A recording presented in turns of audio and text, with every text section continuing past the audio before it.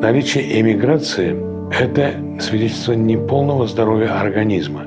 Родина – это не географическое понятие. Царь русский – это хранитель истины в последней инстанции. Люди сходили с ума, что вот как Господь нас покарал.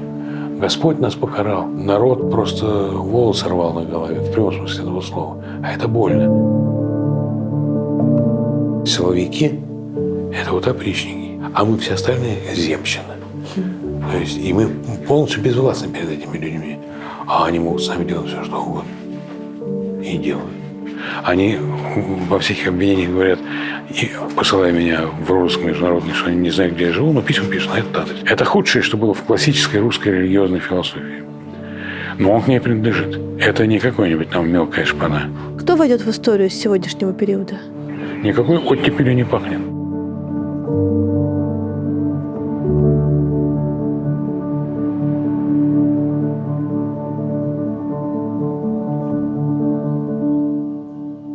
Юрий Сергеевич, вы на сегодняшний день один из самых авторитетных историков из тех, кто может себе позволить в исторических оценках не оглядываться на руководящую линию партии или Министерства образования.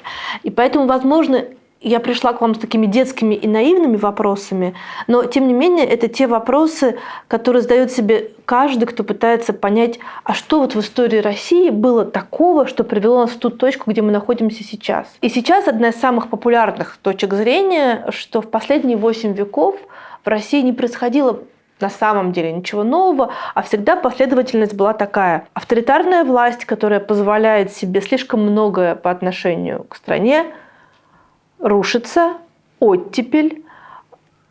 Вот тут должно что-то случиться новое и прекрасное, но опять нарастает авторитарная власть, которая продолжает воровать, разлагаться, рушится, и опять новая оттепель. Непонятно, в какой точке мы находимся сегодня, но я вас буду спрашивать о каких-то событиях исторических, которые мне кажутся важными, а вы поправьте меня, если вам кажутся важными другие. Знаете, когда вы сказали, что вот я историк, я сразу вспомнил знаменитую сцену на Патриарших прудах, когда поэт Иван Бездомный спрашивает Воланда: вы, говорит, историк? Он говорит, ну, пожалуй, историк. Сегодня, говорит, на Патриарших такая история будет. Я кандидат исторических наук, доктор политических наук, академик по отделению историко-филологическим по истории. Вот. Но одновременно я был президентом Российской ассоциации политической науки. Я заведовал в МГУ кафедрой сравнительной политологии. А одновременно читал курсы там, по истории русской мысли. И причем я не только не согласен там, с линией партии или министерства какого-то, я даже не согласен с вашей вводкой, когда вы сказали, что последние 8-100 лет. А что? А до этого был... Было разнообразие? Нет, ну разнообразие было всегда. Но а что было до... Сегодняшняя Россия, на самом деле, это страна, которая, ну, более-менее была создана где-то в 1500 году, то есть посередине второго тысячелетия. До этого были разные варианты русской истории, разные княжества, разные там углы вот этого славянского, восточнославянского поселения на вот, русской равнине огромной. Я не согласен с позицией, что всегда было авторитарно, оттепель, а потом ничего. Я должен сказать, что Россия знала удивительно живые, красивые и удобные времена. Например, с середины XIX века по Первую мировую войну, когда прошли великие реформы Александра II, когда освободили крестьян, когда самоуправление земское работало, когда судебная система стала современной и справедливой, когда была автономия университетов, то есть университеты сами утверждали там своих профессоров, научные программы, и никто не мог вмешаться, учебные программы. Но ведь ни одна из реформ Александра II не была доведена до конца. По сути. Крестьян освобождали, но документов им не давали, и выкуп был огромный, деваться им было некуда. Ну, насчет выкупа огромного, это некоторые тоже такое преувеличение, потому что, во-первых, выкупы постоянно снижались, а потом их отменили в конечном счете. И, кроме всего прочего, можно было кредиты брать, говоря сегодняшним языком, для того, чтобы оплачивать выкупы. И подъем сельского хозяйства, который уже начался с конца XIX века, это его урожайность, это его стабильность. И он продолжался в начале XX века. И даже Первая мировая война не прикончила русское сельское хозяйство. Производство мяса, особенно свинины, выросло. Это при том, что 15 миллионов мужиков были в армии. Раньше они кормили Россию, теперь их надо было кормить. Вот вам, пожалуйста, рубль. Я не знаю, сколько сейчас стоит рубль по отношению к евро, но тогда можно было, скажем, если это рубль обеспечен золотом, там были разного типа валюта, 4 там франка, если нет, то 2 франка. Можете себе представить, что за рубль дадут там, 4 евро, там, или хотя бы 2 евро. У меня бабушка жила в эмиграции, ее дед, богатый помещик, присылал ей русские деньги, когда она ходила в магазин, то у нее с удовольствием брали золотые червонцы русские, менять не надо было. Так что это был потрясающий период развития науки, развития образования. Было 16 университетов. Это включая Польшу, включая Дербт, Тарту. Да? Это все была Российская империя. Больше 60 тысяч студентов было к 2014 году. Это много. И даже по европейским понятиям это много. Это да. Но я сперва вот хотела спросить вот о чем. Мне кажется, что одна из первых развилок, на которых Россия пошла по тому пути, где уже нельзя было вернуться в исходную точку, это крещение. Выбор-то был? Ну, формально говоря, тогда еще не было ни православия, ни католичества. Такой формальный юридический развод состоится в 1054 году. А это 988 год. Ну, примерно. Выбор был, тендер был такой, и не только между римскими епископами и православными епископами из Византии. Там присутствовал уже ислам и иудаизм тоже, поскольку иудеи жили в Риме, и недалеко там было Хазарское царство, ханство, где население было не еврейское, но верхушка была иудейская. То есть это тоже присутствовало. Выбрали православие, но не только из-за красоты православного обряда, речь о языке шла. За 100 лет до того, как Россия приняла христианскую веру в православном ее изводе, жили 2 монаха. Происходили они из Болгарии. Один из них изобрел азбуку Кирилл, кириллицу. И это была общая азбука для всех славянских тогда народов. Чехов, словаков, хорватов, словенцев, поляков, русичей древних. Она была, в общем, этот язык был гораздо более понятен, чем латынь, например, служба, на котором была в католической церкви. И русские взяли церковный славянский язык – это древнеболгарский язык. Есть древнерусский язык – это одно, а есть церковно-славянский язык, который можно услышать в сегодняшних православных храмах тоже. Это древнеболгарский язык. Взяли оттуда. Вот, от Кирилла и Метфодия, или Методия, как говорят болгары. Но вы сказали, вернуться назад никогда, вернуться назад нельзя. Франция крестилась, и никуда вернуться назад нельзя. Литва стала католической, хотя был выбор между православием, и были православные князья литовские. И сейчас Литва один из опор римско-католической церкви. Ну да, взяли православие, а не там западный вариант, то, что скоро станет называться католичеством. И это была огромная, так сказать, такая вот, ну что ли, инъекция новой культуры.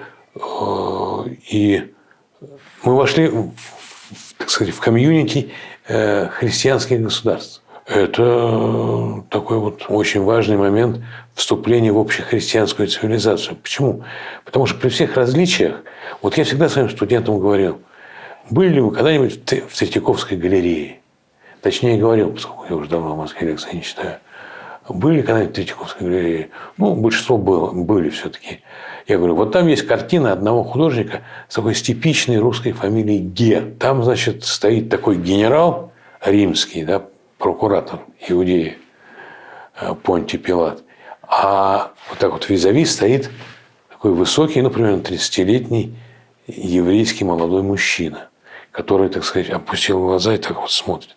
Картина называется «Что есть истина?». Пилат спросил, что есть истина у Христа. Если ты все знаешь, если ты сын Бога, ты должен сказать, что есть истина. А Христос опустил глаза и молчит. Он был скромный человек. В христианстве невозможен вопрос, что есть истина. Кто есть истина? И само слово «истина» – это аббревиатура Иисус ти, то есть тебе на. Истина. Вот в христианстве и в католицизме, и в православии, и в протестантизме, который появился в начале XVI века, истина не что, а кто? Христос и есть истина. Он Бога-человек, он сын Бога. Ведь ему было больно, когда его распяли. Так же, как было бы больно любому другому не сыну Бога. То есть он получил все физические муки, какие только может получить человек. А из этого потом вырастают права человека. Они не случайно появляются в христианской европейской цивилизации, поскольку именно здесь это было проповедовано впервые. То есть вы считаете, что в тот момент различия между восточной и западной церковью христианской не было таким важным и существенным фактором? Было важным и существенным. Западная церковь вся была на латыни. От, там, скажем, я не знаю, Варшавы до Дублина, от там, Гамбурга до Сицилии. Во всех церквях говорили на латыни. Латынь – это английский язык. Вот сегодняшний английский – это вот латынь, это английский средневековье. Когда в университетах говорили, писали по латыни, где дипломатические там, всякие документы составлялись на латыни, где при дворах там, королевских, герцогских каких-то еще латынь была, так сказать. Вот. И ее знал там поляк и француз, ирландец там, и немец какой-нибудь. И литература была на латыни. Научная, художественная, философская, богословская. А вот то, что стало православной, тут был церковно-славянский язык. То есть они бы просто не справились? Нет, а просто не знали, они не были включены вот в это пространство. Потом появились со временем переводы, но тем не менее это было разное.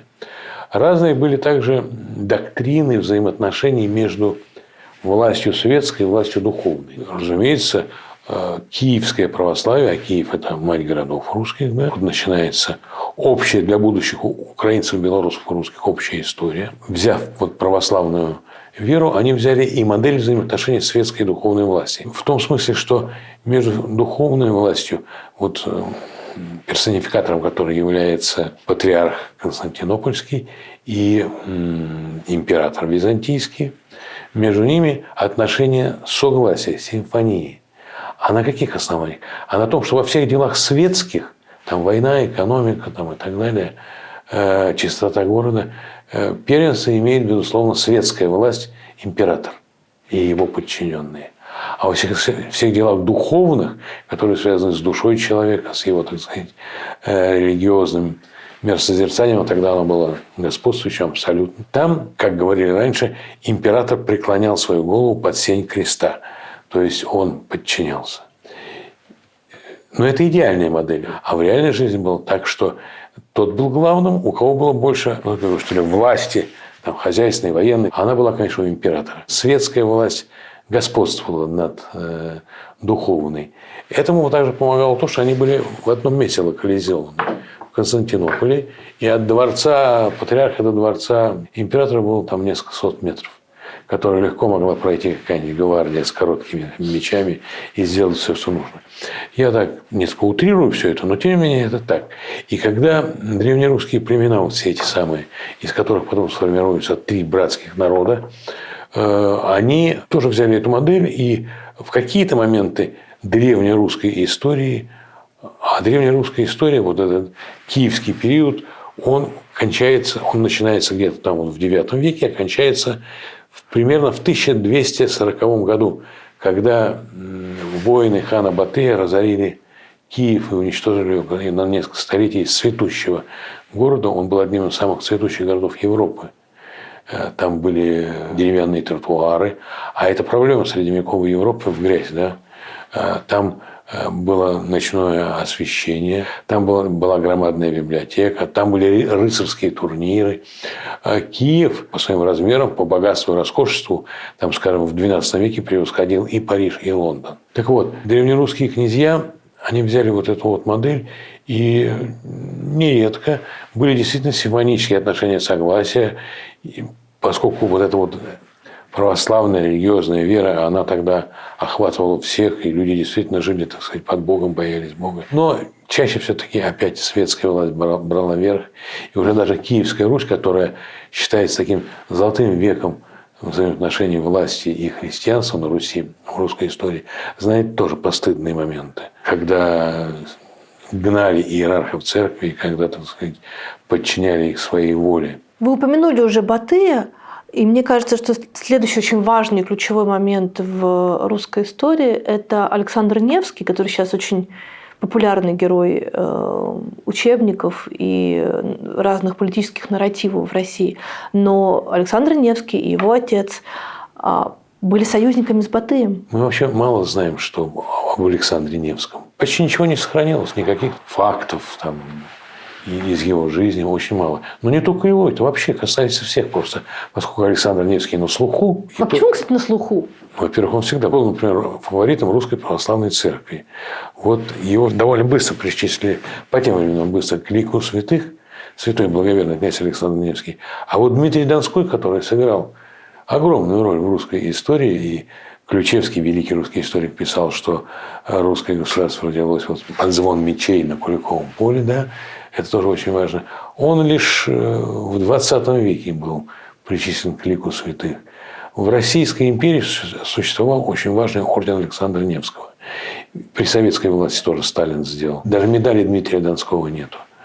Дальше. Александр Невский, покровитель города, который сейчас называется Санкт-Петербург. Александр Невская лавра, вот это вот, там, где начиналась Петербург и прочее. Ни один другой князь этого не имеет. А вот князь Александр Невский был, ну, что ли, всегда любимцем русской власти. И не случайно, что товарищ Сталин в конце 30-х годов поручил лучшему режиссеру того времени Сергею Михайловичу Эйзенштейну и лучшему композитору того времени Сергею Сергеевичу Прокофьеву создать фильм Александра Невский с лучшими артистами. Это было сделано в преддверии войны, потому что понимали, что с немцами воевать, и под, так сказать, маской тефтонов показали вот этих вот ужасных будущих фашистов. Да? Потом на некоторое время отказались от этой концепции, поскольку подружились с Гитлером после пакта Молотова-Риббентропа на пару лет. Но когда война началась, это опять стало актуальным. И в этом смысле Александр Невский действительно очень удобная фигура, потому что он действительно тесно сотрудничал с Ордою, но так делало большинство князей. Но Александр Невский провел чуть ли не треть всей своей жизни в этих командировках. Из вот Ростово-Суздальской Руси, откуда мы с вами происходим, в Каракарум. Это даже не Сарай, Золотая Орда на Волге, а Каракарум. Это Монголия, это огромная, так сказать, это всю Сибирь. 1,5 года, по-моему, ехали туда. Потом стало поближе, когда огромная империя монголов развалилась и выделилась Золотая Орда. Это все то, что западнее Урала. И в Сарай было ездить легче. Сарай – столица Золотой Орды. Значит, где был Алтын-Ардон, Золотой дворец. Он находится примерно на месте, где сейчас находится город Волгоград. И ездили туда многие князья получать ярлык на княжение. И он ездил, и он исходил из того, что, как рассказывают, что монгол страшнее немца. Немцами называли европейцев. Но это же вот эта вот вечная развилка тяготения к Западу, но союза с Востоком. Это, в общем, то, что мы сейчас все равно имеем. Александр Невский в таких категориях не мыслил. Он не мыслил в категориях Русь, Россия, тогда этого не было. Он исходил из того, что, ну, что монгол сделает. Монгол убить может. Ну, все равно умрем, так сказать. А что может сделать немец?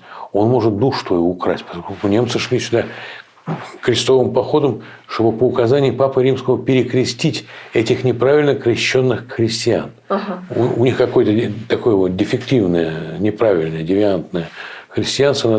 Надо вернуть их к настоящему христианству, которое вот в Риме сидит и по всему миру распространяет себя. Он душу отнимет, но действительно отнял бы душу в том смысле, что если бы перекрестил русских, и русские бы стали католиками, то из русских получились бы какие-нибудь литовцы, там, поляки, вот что-нибудь такое, да? И он, поскольку он хотел сохранить свою аутентичность, полагал, что вот надо потерпеть монголов на потом, а вот с этими надо бороться всерьез. Но, кстати говоря, не надо преувеличивать его побед военных. Этот фильм Александр Невский, где идет битва на вот Ледовое побоище, да, там не так много участвовало псов-рыцарей, как их называли, да, просто их не было много. Вот. В Париже в музее армии есть целые такой громадные там залы, и на улице тоже вот этих рыцарей. Это танки такие, современные ракеты, лошади, закованные в броню. То есть не только рыцарные, то есть это, на это работать и работать надо. Был ли у Александра Невского вариант объединиться с кем-то из князей в православном сегменте тогдашней будущей Руси? Князь Даниил Галицкий, это Западная Украина сейчас, он, наоборот, делал ставку на Европу. И он надеялся, что европейское рыцарство защитит его от монголов. И Папа Римский должен был короновать его королевской короной. Он должен был стать королем. А если бы Невский с Галицким объединились, было бы по-другому? Я думаю, что не устояли бы перед монголами. Не устояли. Да.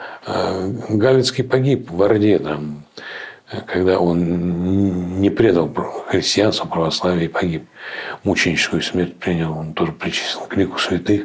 И они с Александром Невским даже в дальнем родстве были. Мне всегда мечталось, что вот Невский объединяется с Галицким, они объединяются против Батыя, Галицкий не погибает, и это делает этот союз еще более сильным.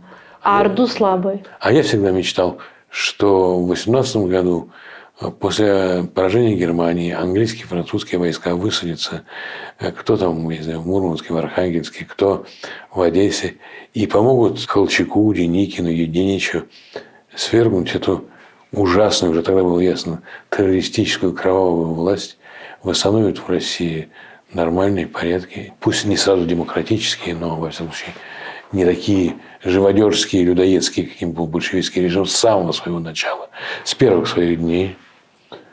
Но вот этого не произошло. Слушайте, а вы же 50-го года рождения? Да. Что человек, молодой человек, 50-го года рождения в Советском Союзе, о чем вы думали, когда вы избрали планом и смыслом своей жизни историю, политологию и философию? Никогда я этого не думал. Я учился в Институте международных отношений в МГИМО. Вот на одном курсе с нынешним министром иностранных дел. Сергеем Лавровым? Да. Который был у нас лучшим студентом во всех отношениях, даже в спорте. И я об этом не думал. Я хотел быть писателем. Я никаким не хотел быть там ученым, дипломатом, я хотел быть писателем. Или поэтом. В МГИМО я пошел совершенно случайно. Вообще я хотел в ИНЯС поступать. А потом я не хотел работать и пошел в аспирантуру. И еще 3 года мог делать почти что хочу. Писал стихи, писал прозу. Но никогда не публиковал ее. Потом перестал. И понял, что Бог мне дал таланта поэтического. Стал заниматься историей русской мысли. Вот. В 22 года написал первую работу о Чаадаеве. Философия истории Петра Яковлевича Чаадаева. И с тех пор вот уже полстолетия что-то пишу, преподаю. Но я никогда не считал себя ученым. Я так случайно попал, поскольку не попал в литературу. Я не жалуюсь, я всю жизнь проработал в Академии наук, научным работником, директором института. Я заведовал кафедрой в Московском университете. Я читал лекции в разных университетах, российских, московских и зарубежных. Нет, мне грех жаловаться, но, конечно, в молодости я об этом не думал. И, честно говоря, по сей день я среди таких настоящих ученых чувствую себя несколько как такой вот Лжедмитрий, так сказать. Поскольку, я себя не считаю таким ученым. А вы говорите, что Лавров был самым лучшим студентом во всех отношениях. А вы до какого момента вообще с ним общались? Только тогда. Потом он стал дипломатом, уехал за границу, а я в Москве был в Академии. Он прекрасно учился на все 5. Я тоже, правда, на все 5 учился. И у нас много было таких, кто учились на все 5. Но он как-то выделялся, и он действительно спортсмен был. Вот. Мы с ним вместе в футбол играли. За сборную МГИМО. И в стройотряде были с ним вместе, в Хакасии. Он выделялся и ростом, статью своей, и вообще такой вот. Такие моменты жизни, когда ты вроде как понимаешь человека и суть его понимаешь. Мы были молоды, мы, конечно, все очень изменились. Но что Лавров сегодняшний, конечно, мало имеет общего с тем, кого знали его однокурсники. С исторического расстояния смотреть, то это получается, что история так меняет человека или так меняются люди, которые... Я думаю, и то, и другое. Потому что в конце 80-х, в начале 90-х годов, работая в МИДе и уже продвигаясь наверх, его относили к таким, прогрессивно-либеральным, новым дипломатам. Вот. Но теперь вот это не так.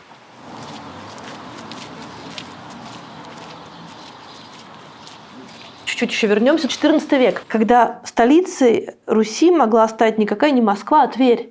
И это великое соперничество этих 2 городов, которое выиграла в итоге Москва. И это тоже какая-то определенная развилка, на которой нельзя вернуться в начало. Москва и Тверь никогда не были столицами России. Руси. Не было. И Руси тогда не было. Великое княжество Тверское, Великое княжество Владимирское, это Ростово-Суздальское и Московское. Там Новгород, Псков, которые вообще не были монархиями, а были такими... Демократиями. Да, народовластиями. как говорят историки. И в этом смысле речь шла о том, кто будет первый среди этих вот отдельных княжеств. Да? И была конкуренция Москвы и Твери. И Тверь, кстати, географически очень удобно расположена. Не на какой-то там маленькой речушке Москва, а на огромной Волге. Да? Города на таких больших реках, они всегда богаче, они всегда как бы открытие, в смысле, ну, они иностранцев видят, людей из других городов, нежели Москва, которая в лесах там где-то там находится. Вот. Но московские князья – это тоже Рюриковичи, Даниловичи, по имени первого московского князя Данила, который был сыном Александра Невского. Даниловичи, как сказал о них Ключевский, они были талантами неталантливых людей. То есть такие прижимистые, хитрые. Они, например, не тратили особые деньги, их не было, но даже когда появлялись, там, скажем, украшения храмов, они предпочитали прикупать землю, привлекать людей и оружие. Они следили за военно-техническим прогрессом в Западной Европе. В XIV веке во Фландрии, это нынешняя Бельгия, появляются пушки. И тогда же они появляются в Москве. На белокаменном Кремле очень внимательно за этим следили. У них была вообще такая военная разведка очень сильная. Земля, люди, оружие. Я когда-то придумал аббревиатуру «зло». Вот. Но это не зло, это политика была такая. И, конечно, они, проигрывая в таком в общекультурном, в общедуховном, в общеэстетическом плане проигрывали, но... Тверскому княжеству. Да, но в военном, в таком, что ли, в экономическом, хозяйственном, конечно, нет. И они использовали тем, что они стали такими самыми преданными приказчиками Золотой Орды. И за это они отвечали за выход. Выход – это дань, которую платили. И к ним стекалась дань со всех княжеств, а они уже, так сказать, передавали ее монголам. И начиная с Ивана Калиты, да, Калита – это такой кожаный кошелек, где деньги хранили. Начиная с Ивана Калиты, они стали попридерживать частично вот этот выход. Что-то отдавали монголам, а что-то оставляли себе. И говорили в сарае, что вот так вот не урожай там в этом году, или там засуха, или наоборот, все залило. И богатели и богатели. Они были такими, что ли, старостами деревенскими, которые накапливали деньги, накапливали авторитет, накапливали оружие и позиции в сарае среди знати монгольской, у самих ханов, чтобы, так сказать, вот пользоваться их расположением. Но Тверь всегда тяготела к Литве. Тверские князья несколько раз признавали, что их сюзеренами, то есть их господами, являются литовские великие князья. Это тоже вот такой очень важный момент. Кстати говоря, мы все знаем про то, какой погром устроил Иван Грозный Новгороду и Пскову. Ну, до этого Твери. Причем они готовились к этому тоже всегда. Вот эта московская линия такая, они, скажем, когда в Тверь пришли, они знали, где, в каком доме кто живет, и кто побогаче, и кого можно побольше взять. Так же, как в 1945 году, когда советская армия взяла город Прага, у СМЕРШа, это военная разведка, да, были адреса, где живут русские эмигранты еще после гражданской войны. И легко их брали, то есть уже заранее готовились. Это такая традиция тоже московская. А могли ли не Романовы в итоге оказаться... О, конечно. Так как сначала Романовы не оказались. В 1598 году прерывается династия Рюриковичей. И, в общем, нету наследника. А наследник, по традиции, уже сложившийся на Москве, этот принцип называется примогенитура. Старший сын наследует. Никакого старшего сына не было. После смерти Федора Ивановича у него никого не было. Вот. И тогда решили избирать. Тогда существовал институт такой соборы, земские соборы, куда представители всех регионов и всех сословий стекались, где они обсуждали самые важные проблемы: воевать или не воевать, избирать или не избирать, и кого избирать. Там, где принимали законы, своды законов. И вот в 1598 году возникла фигура Бориса Годунова. Борис Годунов не был боярином, не был Рюриковичем, разумеется. Судя по всему, он из такого брусевшего татарского рода, из провинциальных таких вот среднезнатных людей. Но он сделал карьеру в Москве. Его сестра была вот женой последнего царя Даниловича Рюриковича Федора Иоанновича. Он сам женился на дочери Малюты Скуратова. Малюта Скуратов – это глава опричников. С кем я могу сравнить Малюту Скуратову? Ну, с кем-нибудь там, я не знаю, Ежовым, там, Берией, там, начальник гестапо, так сказать, Мюллером. И он делал карьеру. И он был уже и при Иоанне IV, Иоанне Грозном был очень большой известный человек. Опричником он не был. У Годунова была идея создать университет. За 100 лет раньше, чем Петр. И не просто идея, а уже договорились по его просьбе в немецких землях, что приедут профессора. Все уже было договорено. И деньги были, и помещение было готово, и все, чтобы создать первый университет. Для русских, разумеется. А церковь сказала нет. И это не произошло. Дальше. Борис Годунов первым отправил молодых мужчин учиться в Европу. Не Петр. И они уехали. Кто-то вернулся, кто-то остался там, кто-то там интегрировался в западноевропейское общество, кто-то спился. Ну, обычная история. При Борисе Годунове многое было очень интересно. Например, сами его выборы.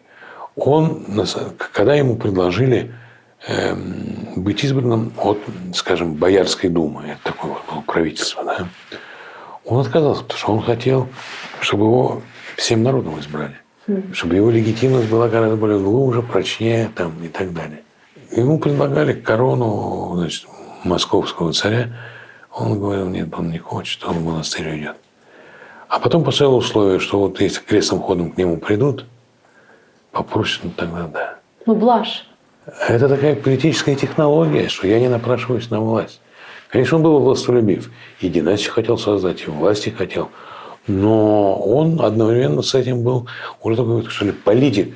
Вот таких политиков мы можем увидеть в это время в Италии, да, всякие там Медичи, Сфорц там, и так далее. И он был толковый человек. Ему не повезло, что в Европе были тогда и засухи, и наводнения. В самом начале 17 века, когда он правил. И всякие там приходили болезни новые совершенно. И Московская Русь стала просто вымирать. Не хватало сил держаться. Зашатался его трон. Появилось много всяких разбойников, бандитов, жрать нечего, они стали грабить по большим дорогам, да, и ездить было невозможно, передвигаться, и есть нечего было. Он стал создавать такие продовольственные склады, откуда давал людям, выдавали еду. Это в Москве было. Но по его примеру и в других больших, так сказать, городах такое же делал. Он правильно понимал, что нужно, чтобы держать народ, особенно в тяжелые времена, хлеба и зрелищ. И вот хлеб, вот это, то, что он пытался бороться с голодом, не всегда успешно. А второе – зрелище. Была построена колокольня Ивана Великого. До строительства Останкинской телебашни в 1967 году это было самое высокое здание в Москве. Говорят, что за 60 верст была видна колокольня Ивана Великого. И люди приезжали посмотреть на это чудо совершенное. Он первый генеральный план строительства Москвы. Не просто хаотично, как строилась Москва, как строились многие средневековые города, а вот и не Петр Петербург, а вот Борис Годунов. Там было много такого вот первого, что ли, что он замыслил. Он хотел организовать новую династию, сын Дмитрий был, которого действительно учили там по европейским стандартам. Была дочь, которую хотели выдать замуж за датского принца. Такие вот браки междинастические, они это закреплялись тем самым политические союзы, экономические и прочее.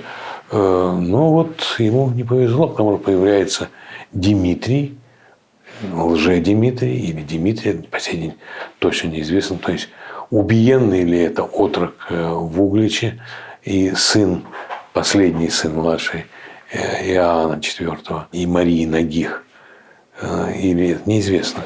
Хотя даже если это правда, его права на престол не стопроцентны, потому что по православным канонам нельзя более 3 браков иметь, а у Грозного было то ли 6, то ли 7.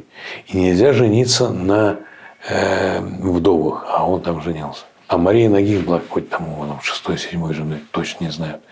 Вот, то есть здесь тоже вопрос. Вот появился Дмитрий, и народ перешел на его сторону. Почему народ перешел на его сторону? А потому что он сын законного царя. Годунов не только же поэтому. Годунов не был хуже или лучше других, он был жесток, хитр, и умен, плохо образован, в отличие, скажем, от Ивана Грозного, но очень умен, очень, так сказать, сметлив. Я думаю, что народ пришел прежде всего, потому что это законный царь. Потому что ведь, когда умер последний из Даниловичей Федор Иоаннович, то народ просто впал в страшное такое бедствие морально-психическое. Люди сходили с ума, что вот Господь нас покарал. Господь нас покарал за то, что мы вот себя плохо вели. Иван Грозный, царь-террорист, царь кровавый тиран, деспот и прочее, когда он уехал, бросил Москву и втихаря уехал в Александрову Слободу, сбежал из Москвы, это начало 60-х годов 16 века, народ просто волосы рвал на голове, в прямом смысле этого слова. А это больно. И кричал, и орал, и вопил, что царь-батюшка, за что же возвращайся? На любых условиях, он на любых и вернулся.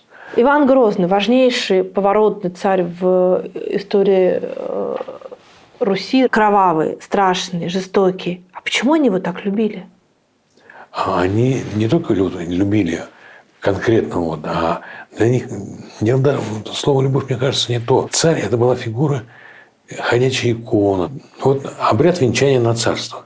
Что такое венчание? Венчание, когда муж женится на жене. Вот обряд венчания. А на царство. А это жених. Царь женится на стране. Он муж, так сказать. Он носитель, как сказал бы Аристотель, божественных энтелехий. Энергии, как сказали бы сейчас. И вот это помазание на царство. И концепция Москва, Третий Рим. Первый Рим – это Рим, второй Рим – это Византия. Куда из Рима, который погряз в блуде и так далее, и мучил христиан, убивал, бежал в Византию, в Константинополь, и там, так сказать, был второй Рим. Потом, когда, Византия пошла на унию, соглашение с Папой Римским, и подчинилась ему, и то церковь бежала оттуда, а церковь – это невеста Христова. Она бежала оттуда и прибежала в Москву. Третий Рим, а четвертому не бывать. Царь русский – это хранитель истины в последней инстанции. Дальше ничего уже не будет. И по московскому православию, например, есть то, чего нету ни в других православных странах. Царь получил право, великий князь, царь получил право входить в царские врата. Вот вы приходите в православный храм, там иконостас, и двери такие, за которые ходит священник и те, кто помогает ему вести службу, и там происходят самые важные религиозные действия. И войти туда невозможно. Светскому человеку. А царю было можно, поскольку он был не светский человек, он был такая икона в действии. И люди любили это. Не конкретного Ивана Васильевича, Даниловича, Рюриковича, а они любили его. Грозный – это не значит страшный, это не terrible. Да, это не Шрайквича по-немецки. Грозный – это великолепный. Каждый царь должен быть грозным. И его деда Ивана III тоже называли когда-то грозным, великолепным царем. Да? Гроза – это что-то такое блестящее, великолепное. Да? Так же, как красное – это не от красного цвета, а это красивое.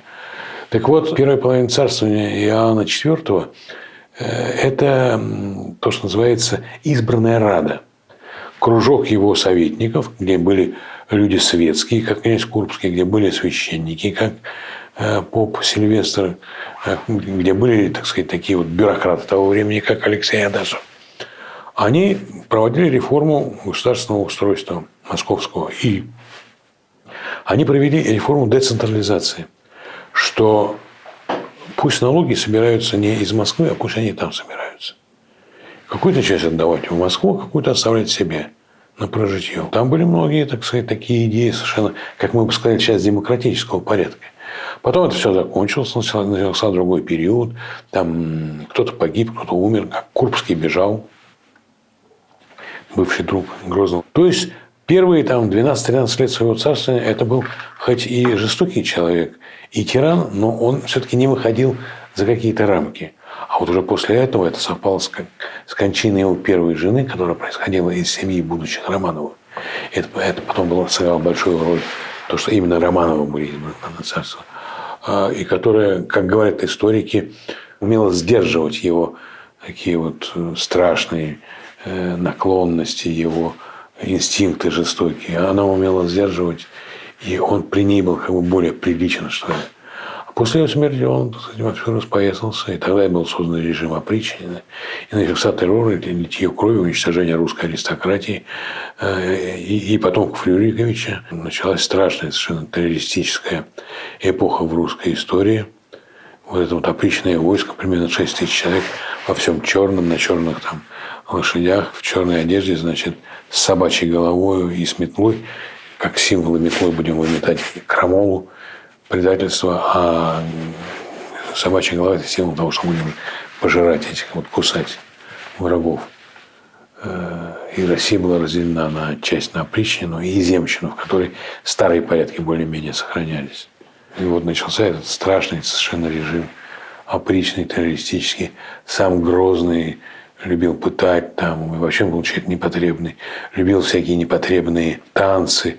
Вот сегодня бы Государственная Дума под руководством господина Володина напала бы на этого человека, поскольку он принадлежал к сообществу ЛГБТ, которое связано с международным террористическим движением, как сейчас говорят. Там у него любовники были. При том, что он играл человека такого очень... Он уехал из Москвы, в Александровом монастыре поселился. И там они все играли роль монахов. Они молились, они ходили в монашеской одежде, у них общая трапеза была, пытали вместе людей и прочее, прочее. У вас сейчас по-прежнему открыто уголовное дело? Да, конечно. 20 апреля исполнилось 9 лет, как оно открыто. И я заочно арестован. Нахожусь в международном розыске Интерпол. Ну и в федеральном, разумеется, в России. Открыто, конечно, и мне об этом напоминают. Каким образом? Письмами присылают сюда.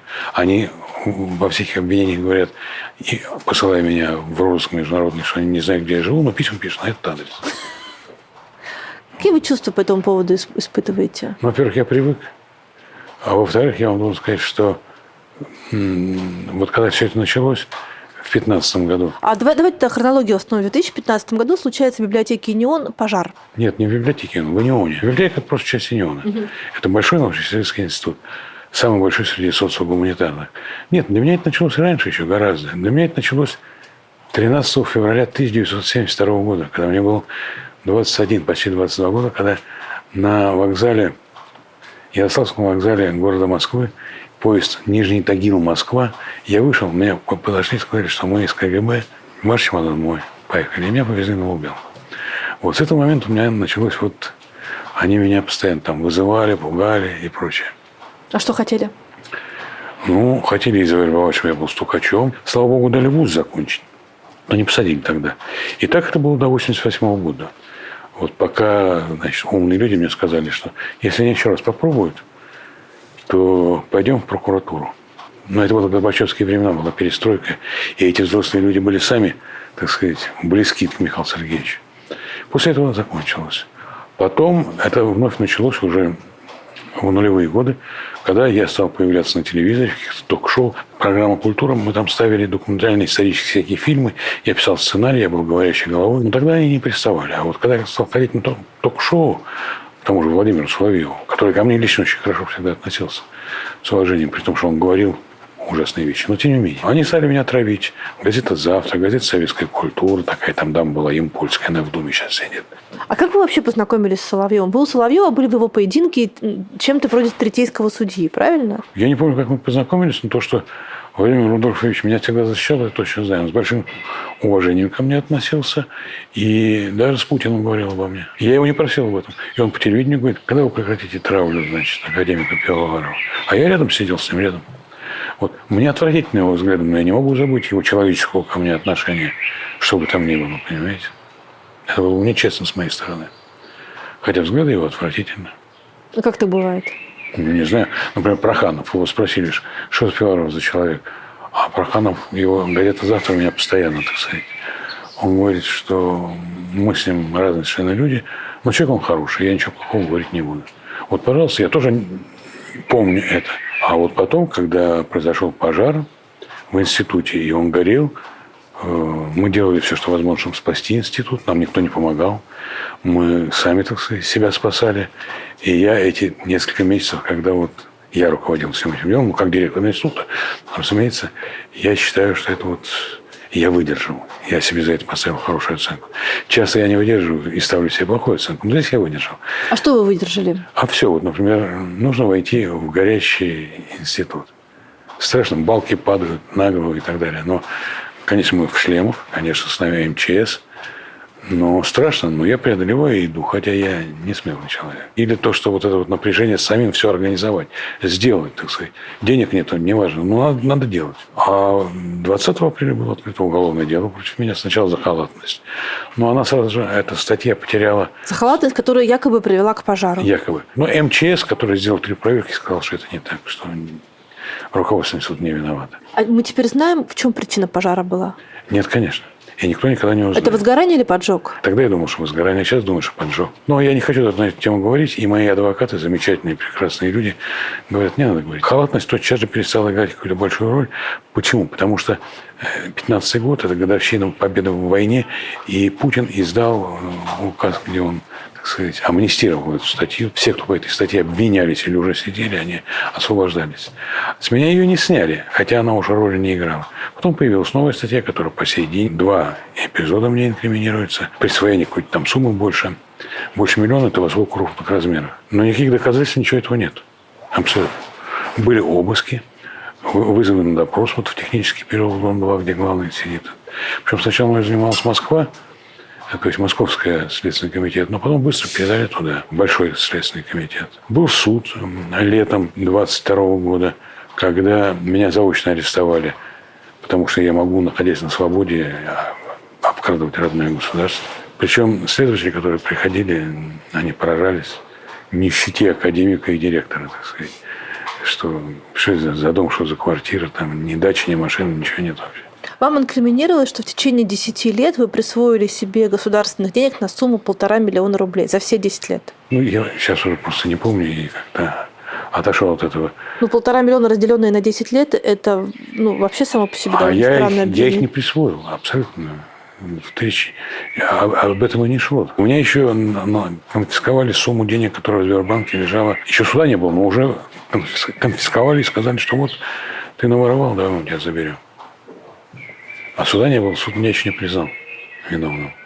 Были ли в России, на Руси, проведены какие-то иллюстрации в отношении опричников, опричнины и всего этого страшного и черного движения? Дело в том, что мы тоже мало что знаем, но опричников, например, Грозный скрывал и велел всем остальным, что на Руси есть опричнина. Когда какие-нибудь иностранные гости говорили насчет опричнины, не знаю, ничего. Нет ничего такого. То здесь, конечно, очень многие представители правящего класса были в опричнине, или их родственники были. Годунов не был опричником, но был женат на дочери главного опричника. Все были связаны, повязаны. Тут ничего не сделаешь. Другое дело, что опричники в русской истории появляются еще и еще. И вот здесь можно сказать, что НКВД тоже в своем роде была опричная организация, как гвардия Петра там, и так далее. Вообще вот это вот соотношение опричнина-земщина, она присутствует. Я даже и сегодня могу видеть вот эти вот, как сейчас говорят, силовики, это вот опричники, а мы все остальные земщина. То есть, и мы полностью безвластны перед этими людьми. А они могут сами делать все, что угодно. И делают. Традиция опричная, она просматривается в русской истории. Традиция именно. Понимаете, в истории нету законов. Вот как мы знаем, что 2 × 2 – это 4. Таких законов в истории нет. История – открытый процесс. И то, как она пойдет, вот все эти развилки, неразвилки, все в основном зависит от человека, от его воли. У человека Бог дал нам свободу воли.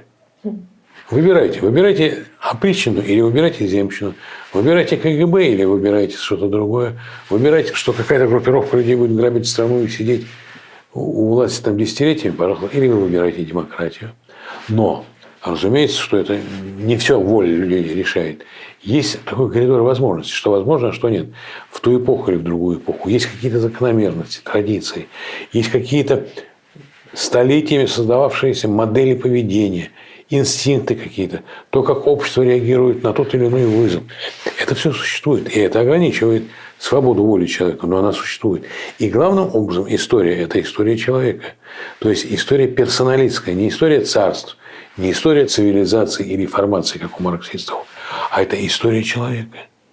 Это история его жизни. Можно назвать позитивным то развитие, где человек свободен, в том смысле, что если он хочет, он живет здесь, а если хочет, он уезжает.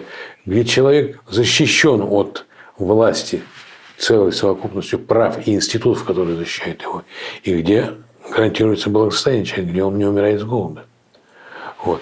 И вот там, где человек таким вот образом живет, развивается, расцветает, там тоже есть недостатки. Но человек может и не выбрать вот этого добра, он может выбрать зло.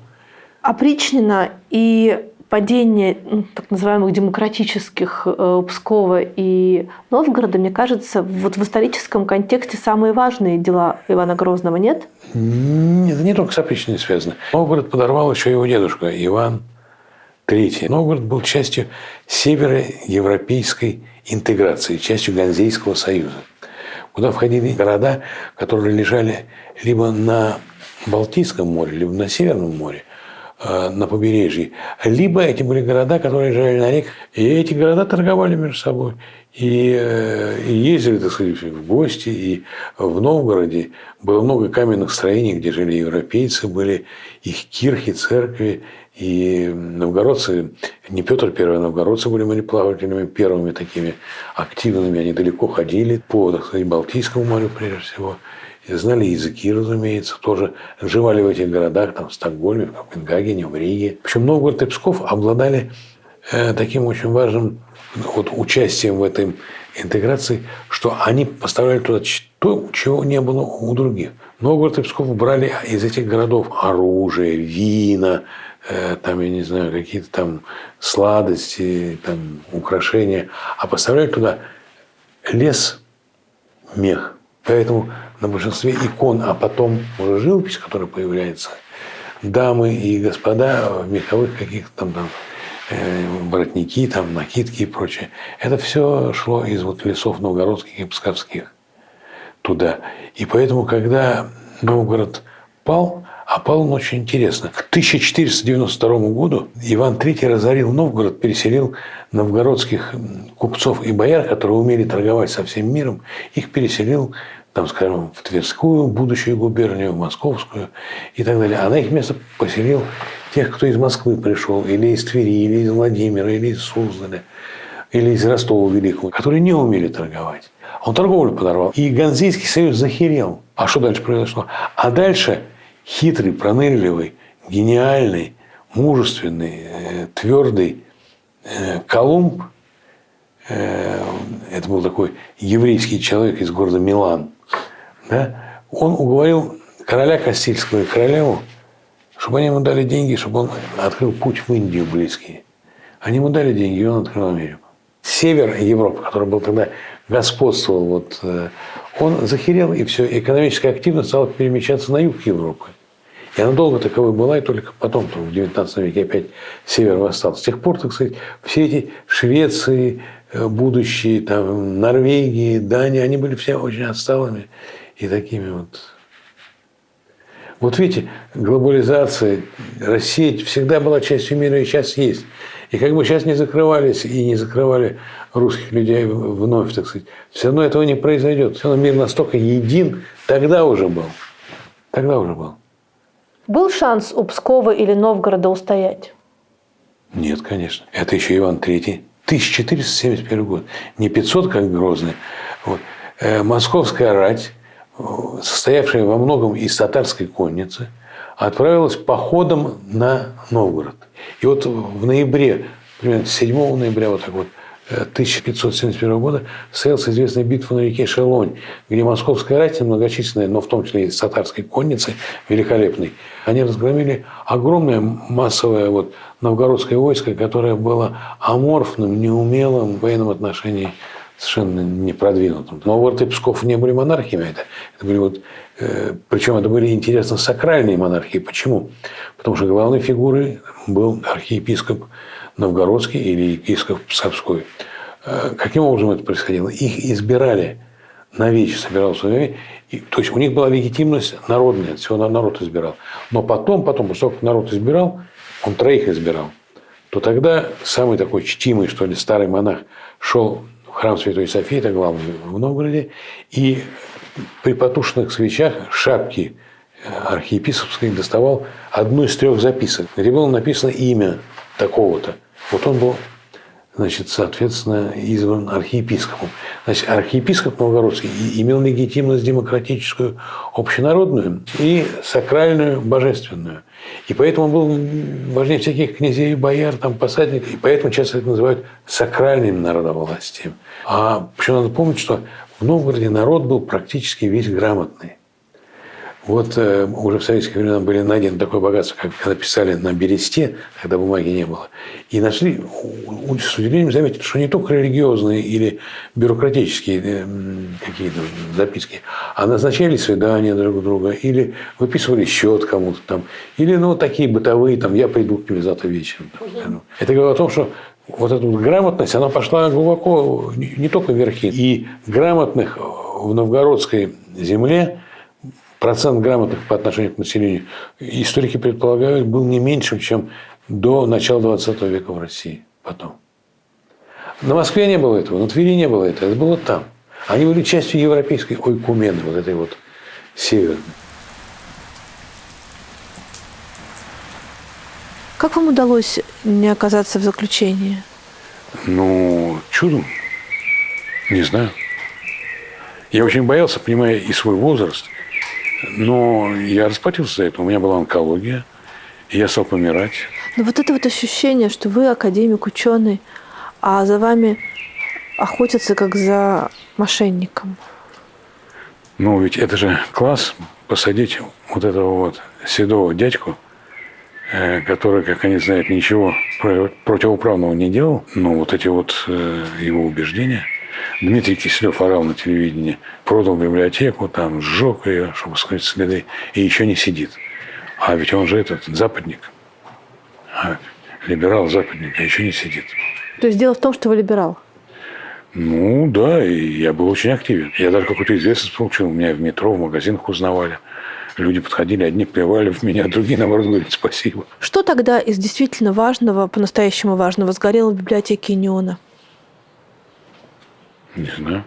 Не знаю, хотя бы потому, что библиотека не была старой библиотекой. Когда там говорят, что какие-то манускрипты старинные, это ложь, это новая библиотека совершенно.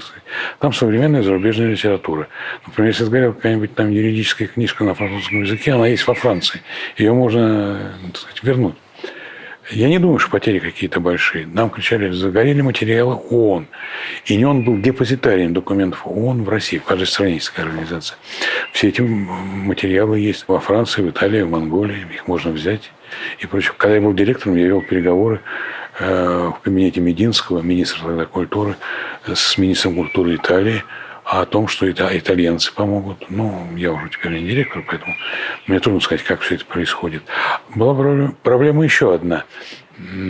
Такие учреждения, как институты научные, библиотеки, кинотеатры, театры и так далее, нельзя с пожаром бороться с помощью воды.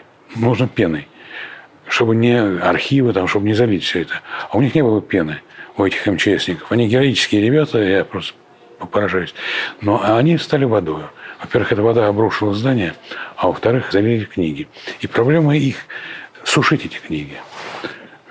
Но сначала надо было куда-то их положить. Положили в холодильники. В огромные холодильники. Они там и лежат сейчас.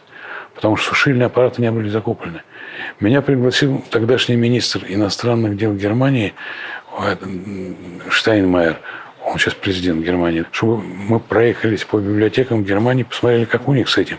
У них много лет назад горела библиотека в городе Ваймар, где Гёте, Шиллер и так далее. Там есть специальные такие машины, где сушат. Нам показывали, как все это происходит.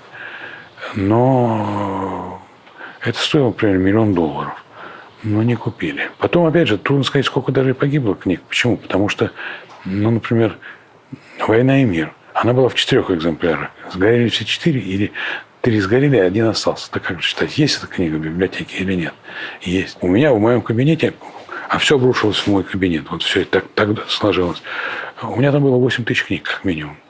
Были мои рукописи, которые не были еще и даже оцифрованы, поскольку это писалось до оцифровки и на машинке печаталось. Сгорели фотографии, письма, одежда. То есть, это у всех так было. У всех в кабинетах, в помещениях, где они работали. Но институт выстоял. Удалось его спасти как институт. И сейчас отстроили новое здание. Очень похожее, говорят, на то, которое было. И институт снова работает. Но это уже другой институт. Это институт, который сотрудничает с администрацией президента, борется с Западом и так далее. Я к этому отношения не имею. Петр III, на мой взгляд, один из самых недооцененных Нет, абсолютно. царей. Конечно. Он впервые вообще дал первое свободное сословие. Дворян первым когда-то закрепостили. Когда-то. А вы не говорили? Но их и отпустили первыми. А Ключевский пишет. 18 февраля, освободив дворян, надо было 19 февраля освободить крестьян. Это и произошло через 99 лет. Ну вот на 100 лет отложенная эта реформа, отмена крепостного права, это же чудовищный тормоз в развитии России. К этому никто не был готов тогда еще. Есть книга вашего коллеги, историка Давыдова, которая называется «Цена утопии. История российской модернизации», где он пишет в том числе о том, что даже декабристы, даже самые прогрессивные люди столетия назад не были готовы отпустить крестьян, потому что не понимали ценности этой человеческой свободы, если ты не дворянин. И не только в этом. Александр издает указ в 803 году, Александр I, о законе о вольных хлебопашцах, где крестьяне могли выкупаться, те самые богатые, которые были крестьяне, если помещик готов. Но почти никто из помещиков готовым не был. Это понятное дело. Набоков, кажется, цинично достаточно говорил, крепостное право зло, но без него бы не было Пушкина. Ну и кажется, как раз-таки те самые декабристы, когда они боролись вроде бы за ограничение самодержавия и за свободу всех, думали о том, что хорошо бы крепостных-то не освободили, потому что действительно, а как же... Нет, к примеру, по Конституции Муравьева и по Конституции по русской правде Пестеля, это его, так сказать, наказ, как действовать, крепостное право отменялось. Только у Никиты Муравьева индивидуально каждый получал там 2/10 земли, это очень мало по российским условиям, по российскому климату и почвам, а у Пестеля общиной, как их и отпустили потом в 1961 году. Что не так было с крепостной реформой? Ее готовили долго-долго-долго. И вообще все эти реформы 60-х годов, судебная, земского самоуправления, потом городского в 70-м году, армейское в 74-м году.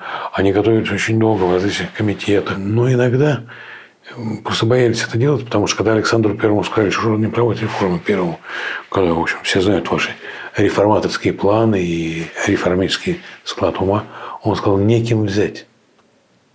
Неким взять. Это что значит? А нет людей, которые могут осуществить все это. А с другой стороны, среди декабристов, будущих декабристов, они еще тогда не были, ходили такие слухи, что он хочет уехать в Польшу и там дать свободу.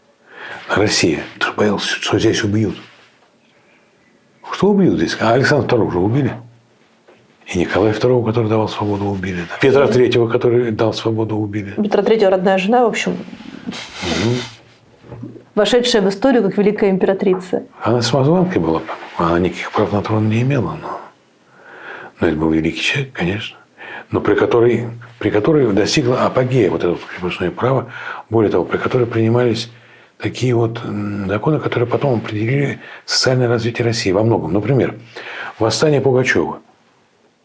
Это вообще вещь, связанная с освобождением дворян. Потому что крестьяне сказали сами себе, как это дворян освободили, а мы на них ведь работаем только потому, что они там в поле скачут там, с сабелькой и защищают нас. А почему должны на них сейчас работать, когда они свободны и не могут не служить, а мы их должны всегда кормить. Это одна из причин пугачевщины.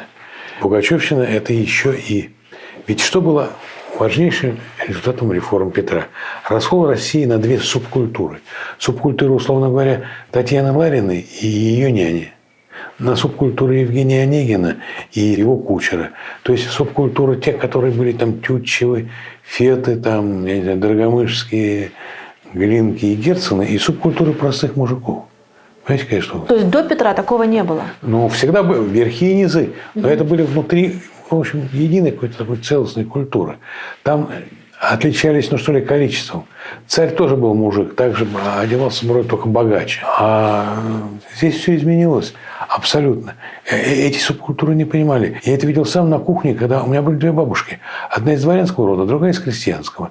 Из дворянского читала на 8 языках, на нескольких писала стихи. Закончила Сорбонну, закончила Флорентийский университет по, значит, отделению истории живописи вот, в Флоренции и так далее. Для которой там итальянский, французский, немецкий, польский были просто вот такие же, как русские. А другая бабушка читать не умела. А они были почти ровесницами. Ну, и одна была мамой отца, это вот крестьянская бабушка, а другая мамой бабушки. И когда на кухне встречались, они не могли общаться.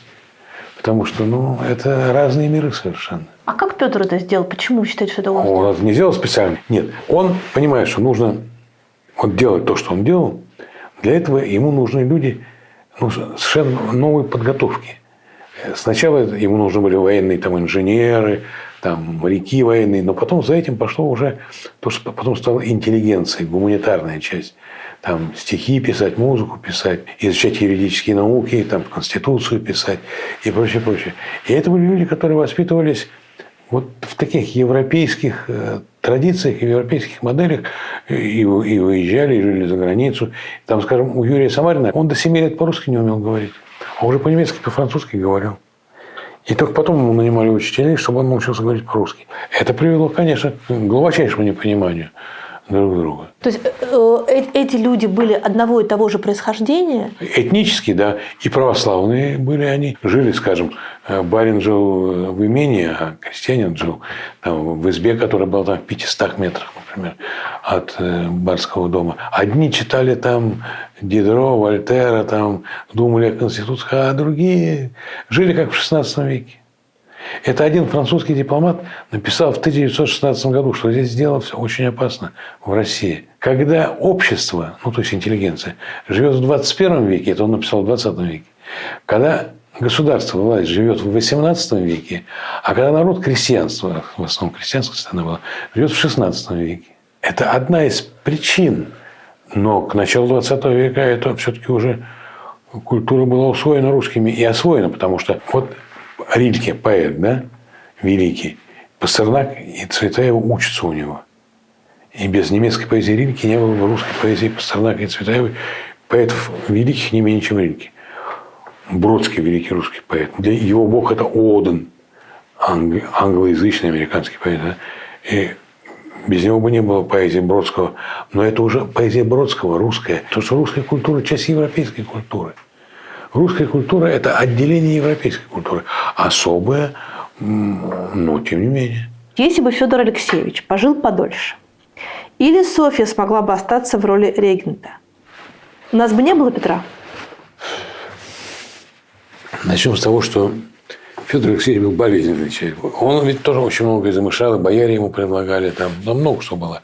И князь Голицын, который был, так сказать, говоря сегодняшним языком, первым министром у Софьи Федора Алексеевича. Он был ведь тоже реформатор очень такого большого пошива, в том смысле, что он тоже предлагал окно в Европу прорубить, и там модернизация, вестернизация и так далее.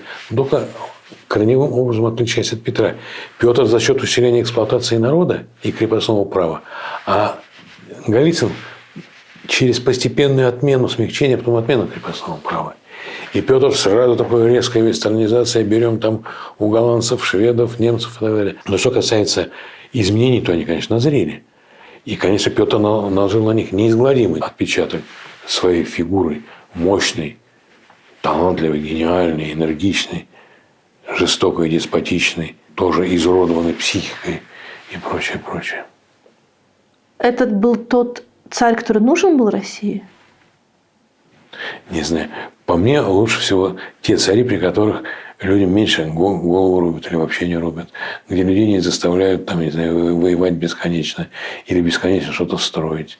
Вот по мне, лучшим русским царем был Николай II, последний русский царь, при котором в России были великие реформы проведены, Россия экономически выросла, научно, эстетически. Россия Конституцию получила, политические партии получила, профсоюзы, ну и так далее. Не считаете ли вы, что я, может быть, некрасиво скажу, но слабовольность и неумение Николая II вовремя отдать власть послужило причиной тому, что вы так хотите изменить 2018 году? А скажите, пожалуйста, а откуда эта легенда, что он был слабовольный? Вот откуда это известно? Это было пущено в то время его врагами. Такая информационная бомба, что ли, антивластная.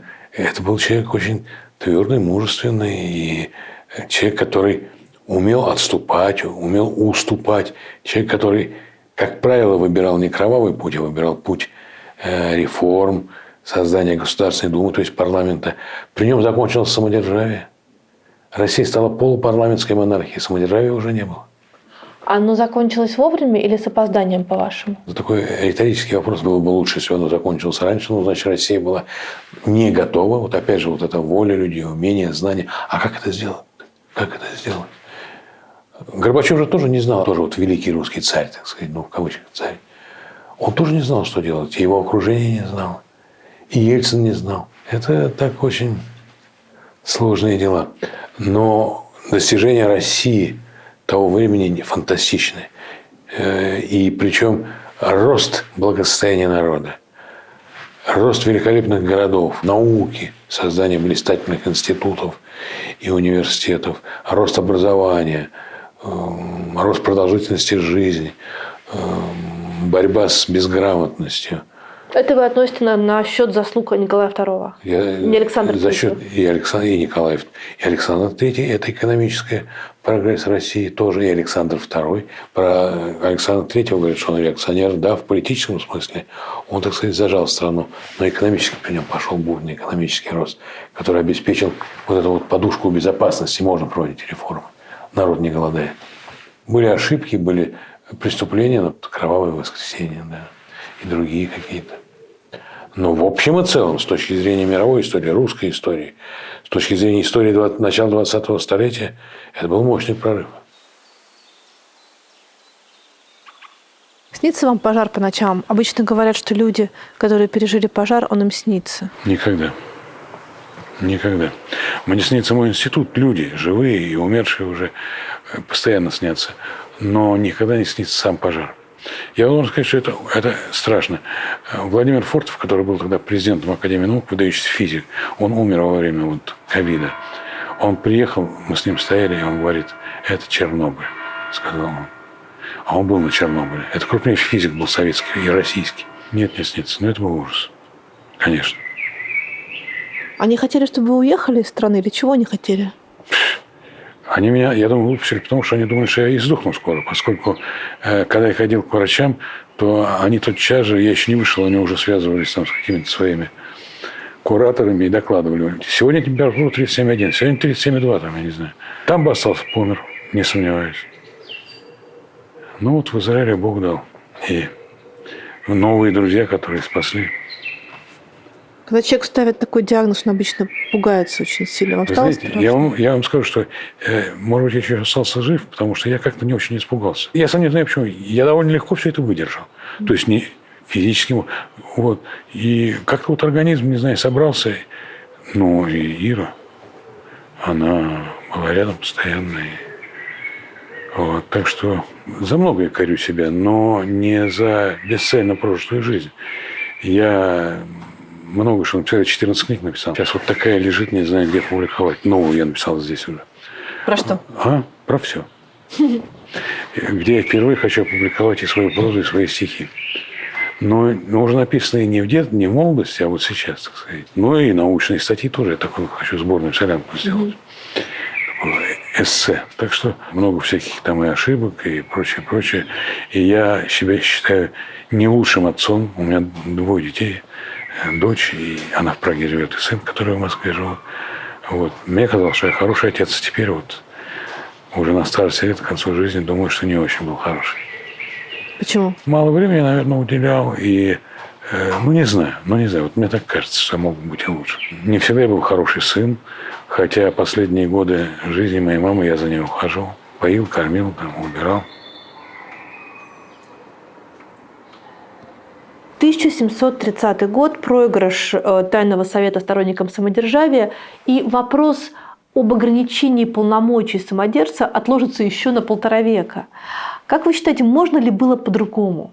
Ну, вот я могу сказать словами моего любимого политического философа Петра Бернгардовича Струве, что если бы в 1730 году победили бы верховники, то в 1917 году Ленин бы не победил. Ленин не как вот человек, с которым Струве был Где?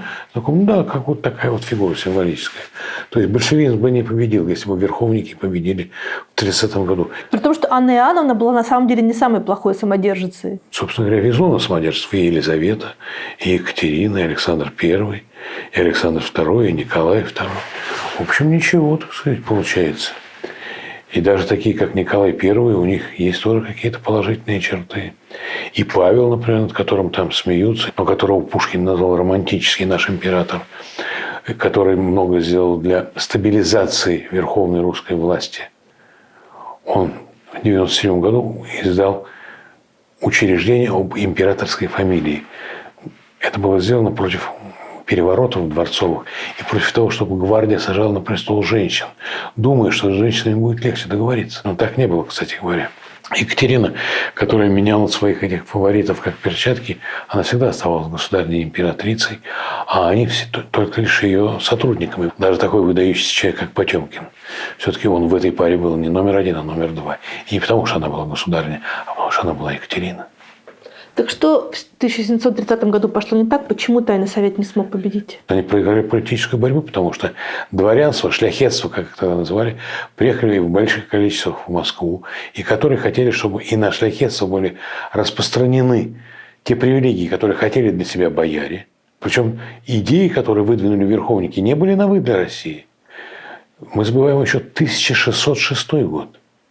Царь Василий Иванович Шуйский, боярский царь, который тоже был избран на трон и который издал подкрестную запись, то есть поклялся ограничить самодержавие. И, в общем-то, все те требования, которые верховники через 25 лет выдвинули, они были уже вот Василием Шуйским приняты по его инициативе. И власть была самодержавно ограничена в пользу боярства. А потом был на русском троне, он никогда, правда, не приезжал, но его избрали королевич Владислав, сын польского короля, и он не перешел в православную веру, это было условием перейти в православную веру. Власть была ограничена все-таки собором, власть была ограничена все-таки Боярской думой. Были многие ограничители власти. И даже при Иване Грозном началось создаваться то, что называется регулярное государство.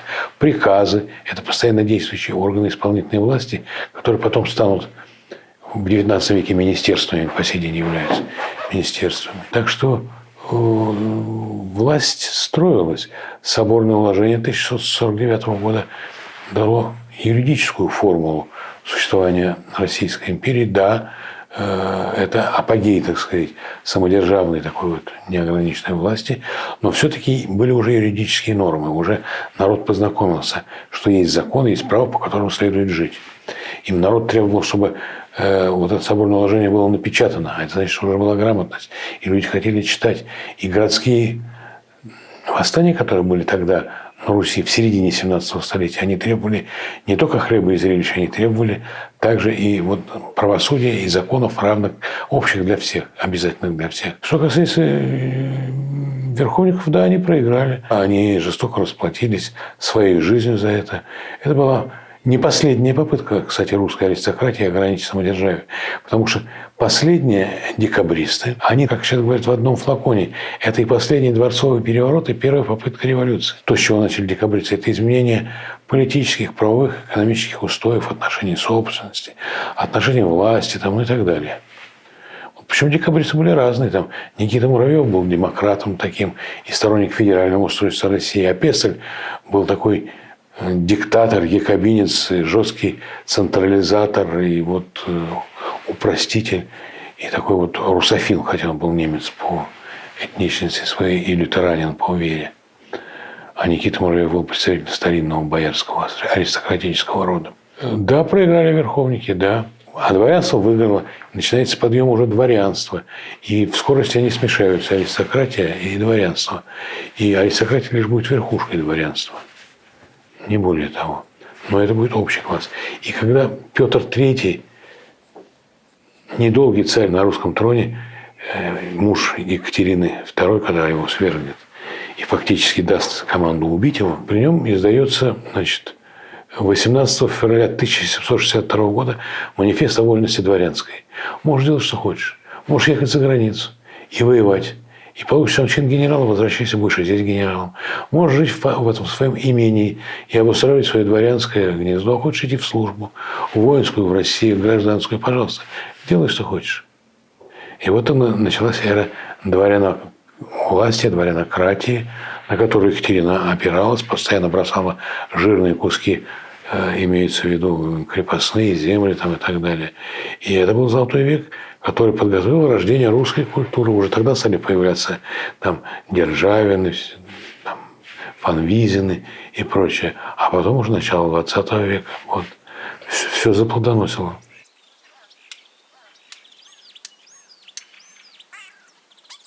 Смотрите, какое солнце красивое вышло.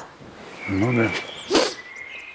В какой исторический момент существования России появилась и укоренилась мысль о богоизбранности русского народа и об особом пути России по отношению ко всем остальным? Я должен сказать, что богоизбранность русского народа – это идея еретическая. Чаще об этом говорят люди якобы верующие. Богоизбранный народ другой. В Библии написано какой. Да? То есть это древний еврейский народ, это не современный еврей, это древний еврейский народ. Особый путь Зондервег по-немецки. Но особый путь ведь у всех есть. Американцы говорят об исключительности американского опыта, что это не так, конечно, так. У них не было феодализма, там, революции каких-то и прочего. Вот. У России, конечно, свой путь, как и у Монголии, как и, там, я не знаю, у Чехии. Даже у чехов и словаков разные пути оказались. Но Зондервег в прямом смысле слова, то, что вот в науке, это в Германии, то, что вот эти все народы, англичане, французы, погрязли там в чем-то, вот мы. И вот в этом смысле Зондервег – это опаснейшая вещь. Потому что, конечно, мы часть человечества. Это самое главное. Как говорил Монтескье, великий французский философ-просветитель, что главное, что я человек, то, что я француз – это случайность. Какая богоизбранность? Если можно сказать грубое слово, Борис Савенков, активный участник революции, а потом контрреволюции большевистской, в одной из своих книг он написал, там какие-то люди говорят о большевистском режиме, а богоносец-то поднасрал. Я извиняюсь очень. Я цитирую классика. Нет никаких богоизбранных народов. Ни арийцев, ни современных евреев, ни там, я не знаю, каких-нибудь там сирийцев, ни татар, ни русских. Нет. То, что сейчас в современной России самым главным философом стал философ Ильин. Его мысли, его учения тиражируются, и о нем разговаривают на конференциях разнообразные ученые-мужи. Это тенденция или это случайность? Нет, Иван Ильин, я им занимался. Я знаю, поэтому и спрашиваю. Я первым на русском языке написал против него статью в журнале «Вопросы философии» в 1998 году. Но не в этом дело. А дело в том, что я просто говорю, что я его читал. Вот. Никогда он мне не нравился. Но это был философ громадной культуры философской, с великолепным знанием, скажем, немецкой философии. Его книги о Гегеле и Канте считаются классическими. Но для него и немецкий язык был свой. У него мама была немка, отец русский, мама немка. Говорят, что это любимый философ Владимира Путина, возможно. Сейчас в Москве при РГГУ, Российский государственный гуманитарный университет, создана высшая политическая школа во главе с Дугиным. Или Дугиным, я не знаю, как правильно произносить. Дугиным. Дугиным, да, хорошо. Вот. Для которого Иван Ильин – это большой человек. Я бы был больше рад, если бы главным философом России был бы, например, Бердяев или Федотов или что-нибудь такое, а не он. Ну вот, посиньки и шапка. Это худшее, что было в классической русской религиозной философии. Но он к ней принадлежит. Это не какой-нибудь там мелкая шпана. А Дугин философ? Это образованный человек, знающий человек, с талантом человек. Но это философ такого фашистского склада. Безусловно, это такой вот...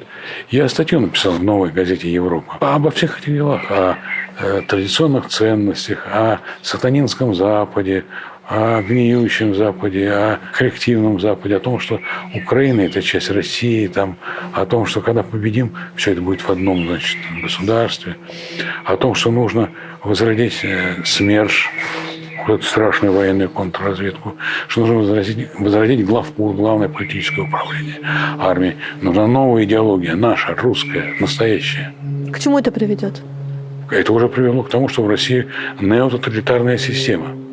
Это прям четко можно классифицировать. Я классифицирую так. Может быть, потом люди найдут другое. Там, когда говорят про авторитаризм, это уже стадия пройдена. Тоталитаризм – более жесткая стадия развития. И пока нет никаких сигналов о том, что это развалится и уйдет в прошлое. Никакой оттепелью не пахнет. Просто такого рода режимы, когда их изучаешь, они должны воевать. Нацистские, советские, так сказать. И они должны воевать не только там с Украиной, или там, с Польшей, или с Францией. Они внутри страны должны воевать. Они должны убить Навального. Они должны убить молодого Карамурзу или там Яшина. И в этом смысле им не нравятся даже седые и, в общем, так сказать, не страшные академики. Две центробежные силы, которые раздирают Россию на протяжении всего этого времени, это стремление на восток и стремление на запад. Это историческая вот такая вот травма? Или это кто-то специально поощряет такое? Наверное, кто-то поощряет такое. Дело ведь в чем? Бесконечные споры. Россия – это Европа или нет? Россия – это Азия или нет? Я для себя так сформулирую, что в принципе хитрыми историко-политологическими ходами можно доказать все, что угодно. И что это Европа, что это не Европа. В зависимости от того, как сердце ляжет. Но для меня вопрос Россия, Европа или нет, это вопрос о том, кем хочет быть Россия. Если она хочет жить с правами человека, с господством права в правом государстве, с конституцией, с выборами, с гарантиями свободы, безопасности, благосостояния человека, вот это Европа. Потому что современный мир дает, как всегда, выбор между злом и добром. А в социальном смысле вот эти вот ценности демократии и свободы – это и есть добро.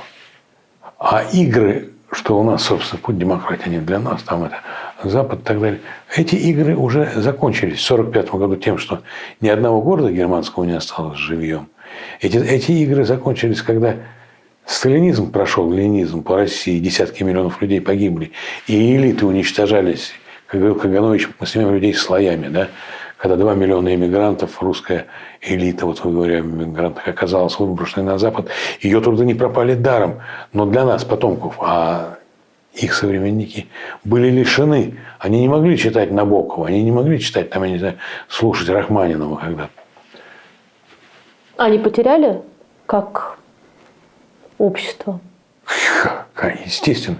И многие сегодняшние вот наши проблемы, там, наши трагедии, катастрофы и прочее, они связаны именно с уничтожением вот той великолепной элиты, которая несколько столетий выращивалась, которая была абсолютно мирового уровня. Понимаете, вот русская поэзия в лице Блока, Пастернака, Ахматова, Мандельштама, Цветаева и Бродского – это уровень, ну, вот, художников Возрождения, там, уровень религиозной философии Германии, там, классической, Канта, Фихта, Шеллинга, Гегеля там, и так далее. Русский химик Ипатов – это один из самых главных людей. Русский конструктор Сикорский вертолет.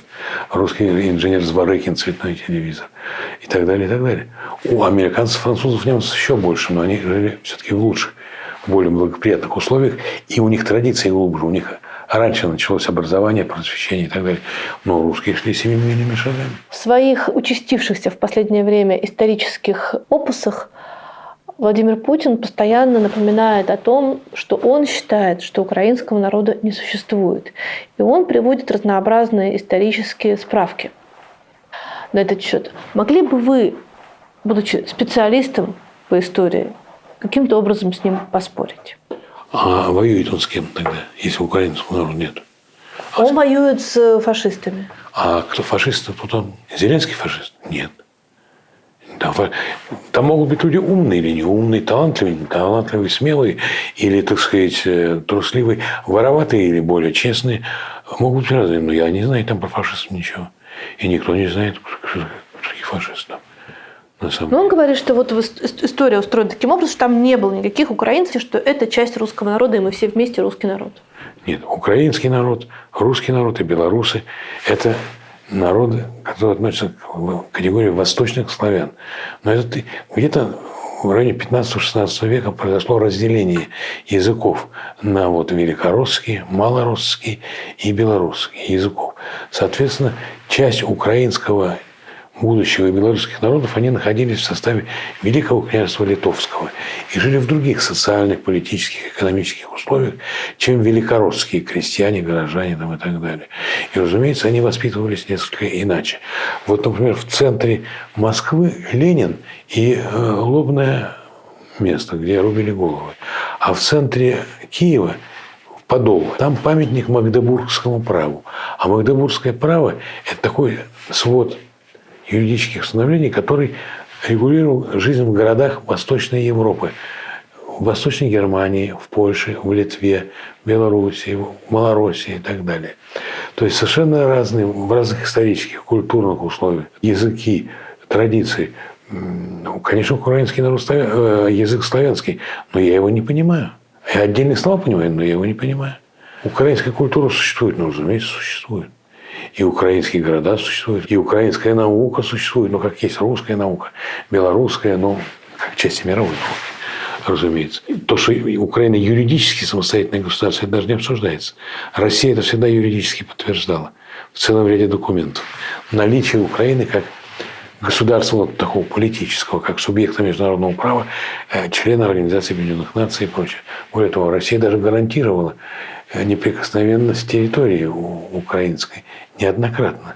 В 1994 году Будапештский меморандум, когда Украина отказалась от ядерного оружия в пользу России, тогда ядерные державы США, Великобритания, Франция и Россия гарантировали ей неприкосновенность и целостность ее территории. 1994 год. И 1998 год – это договор о дружбе, сотрудничестве между Украиной. Взаимное признание территориальной целостности и настоящих границ и прочее. Есть украинская культура, есть украинский народ. Причем Путин много сделал для того, чтобы… Это, в политологии есть такой термин – nation building. Nation building – образование нации. Вот это сейчас происходит на Украине. Из украинского народа рождается нация. Гражданская, политическая нация. Рождается nation state, национальное государство. И происходит nation building, становление независимого украинского государства, где есть вождь свой, Зеленский, при том, что ему всего лишь 45 лет. Это человек мудрый, умный, смелый, осторожный, образованный, говорит по-английски хорошо. Как вам здесь в Берлине живется? Здесь живется, я скажу так. Ну, конечно, это не родина. Германия прекрасная страна, Берлин прекрасный город. Я германист вообще по профессии. Да, вы изучали направление философской мысли в России и в Германии. Ну да, я знаю немецкий язык. Не очень хорошо я говорю, там, понимаю. Вот, выступаю там, но все равно я как-то знаю язык, как-то знаю историю. И ездил сюда десятки раз. Не именно в Берлин, а вообще по всей Германии. И работал в разных городах, больших, маленьких, средних. Так что для меня Германия все-таки из заграничных стран самая близкая.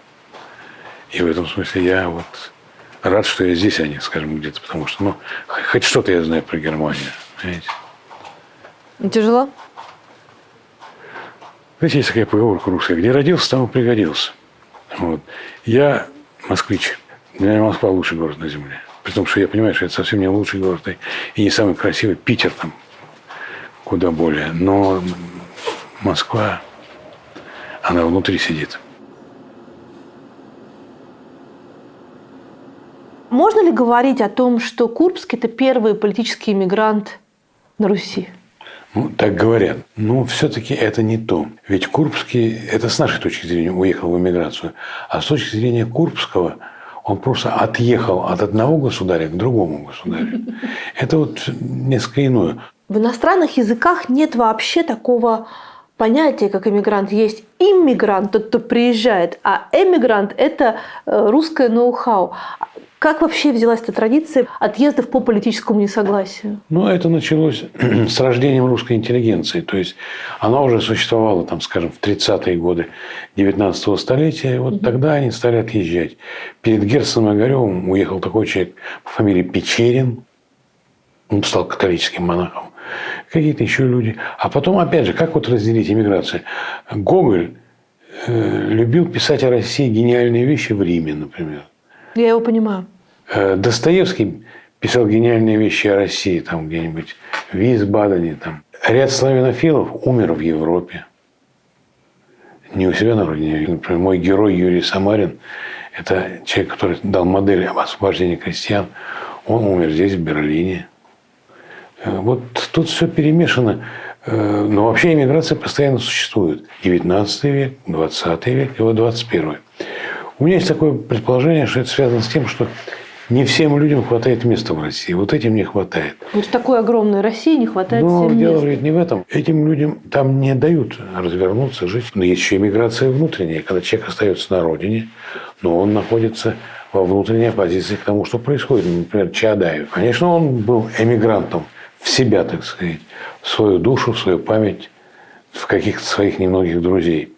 И сейчас в России есть достаточно много таких вот эмигрантов внутренних, которые не хотят уезжать или не могут уехать, но и не хотят жить вот той жизнью, которая им навязывается, а уж тем более говорить те слова, которые им пытаются диктовать.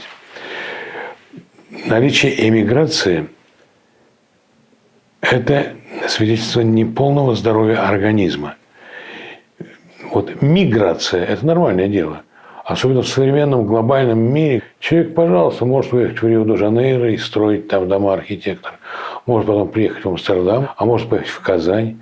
Иммиграция – это что-то другое. Это выталкивание людей, которые не нужны в данный момент. Причем это могут быть лучшие люди. Вот Солженицын и Бродский, вот представители эмиграции там, 70-х годов. Лучшие поэты, лучший там, писатель. Они оказались в эмиграции, поскольку в России места им не было. Но, видимо, исходя из традиций особого пути богоизбранности, тем, кто покидает Россию, вслед несутся проклятия, и, в общем, обратно их никто не ждет. Понимаете, какая штука, что, как говорила Марина Ивановна Цветаева, Родина – это не географическое понятие. Родина – это вот то, что здесь и в сердце. И то, что есть у тебя в голове и в сердце Родина, то плевать тебе хотелось на тех людей, которые тебя там проклинают где-то. Вы сказали богоизбранные. Нет, это не связано ни с какой богоизбранностью. Не могла советская власть терпеть Солженицына или Бродского. Вот не могла. Они их выкинули вон. Вот и все. И есть люди, которые не хотели принципиально уезжать, но их вынудили. Потому что на кону просто стояла их жизнь, жизнь их детей, там, жен, вынужденная эмиграция. Да. Но сказать, кто эмигрант, кто нет, и кто такой эмигрант, трудно сказать. А сказать, кто больше любит Россию, тот, кто уехал, и тот, кто остался? Что значит любить Россию? Что значит любить Францию, там, я не знаю, Италию, Мозамбик? Там, что это значит любить? Я не знаю людей, которые не любят своей страны там, где они родились. Тот же Набоков, например, человек, который прожил всю жизнь за границей, но он постоянно думал о России и так далее, и так далее. Чем нынешняя эмиграция отличается от всех тех, которые были прежде из России? Самая известная эмиграция – это послереволюционная, 20-е, начало 30-х годов. И это был исход 2 миллионов русских людей, среди которых были лучшие философы, лучшие поэты, прозаики, лучшие художники и прочие, композиторы, химики, физики, кто угодно. Это была высочайшего уровня эмиграция, описанная там Набоковым и другими. Великолепная была эмиграция 70-х, 80-х годов с журналом «Континент», с тем, что там в эмиграции оказались и Солженицын, и Бродский, 2 лауреата Нобелевской премии, и много там всяких мыслителей, публицистов. Но нынешняя эмиграция тоже ничего по составу. Вот, кого я знаю, люди первоклассные. Причем, видите, что значит эмиграция? Это же не то, что ты вот куда-то уехал, где поставили значок «эмиграция». Я уезжал в Израиль умирать. Они меня вытащили с того света. Я с тех пор, конечно, резко там ослаб, там и прочее, болею часто, но они вытащили, продлили мою жизнь, дали возможность писать, что для меня самое главное. Вернее, сначала думать, что писать, но писать для меня принципиально важно. Потом я хотел возвращаться, но знающие люди говорят, не надо, потому что вернешься ты не в собственную квартиру, а в другую. И к тому же надо ехать на реабилитацию, то есть продолжать лечение уже таким вот консервативным методом. А это хорошо в Германии. Тем более у тебя есть немецкий язык. Тем более тебя знают в Германии. Тем более, что они тебе дадут визу. Мне дали гуманитарную визу. Вот. Ну вот, и я оказался в Берлине. И вот пишу. Что еще делаю? Гуляю.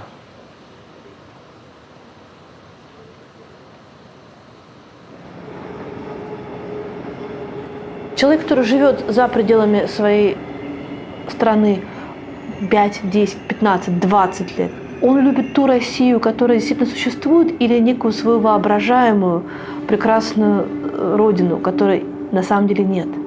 Я думаю, что и то, и другое. Он любит и какую-то Россию, идеальную, как она ему представляется. Или, если он, так сказать, еще и историк, может быть, какие-то эпохи русские любит, очень ему близкие и дорогие. Но одновременно он любит и конкретно. Я, например, люблю Москву не только Москву, так сказать, в рамках Садового кольца, хотя она там лучшая, и в рамках бульваров, хотя там Москва лучшая. Я люблю Москву, там, скажем, где я жил, там, на проспекте Мира. Это не лучшая улица в Москве, но это моя улица, понимаете. Дом, в котором мы жили, был в 1958 году построен. Вот такой один из последних сталинских домов. Но я жил еще и на Кутузовском проспекте. Сейчас живу в Измайлово. Есть какие-то любимые куски. Не потому, что они красивые, не потому, что они уютные, но просто вот они твои.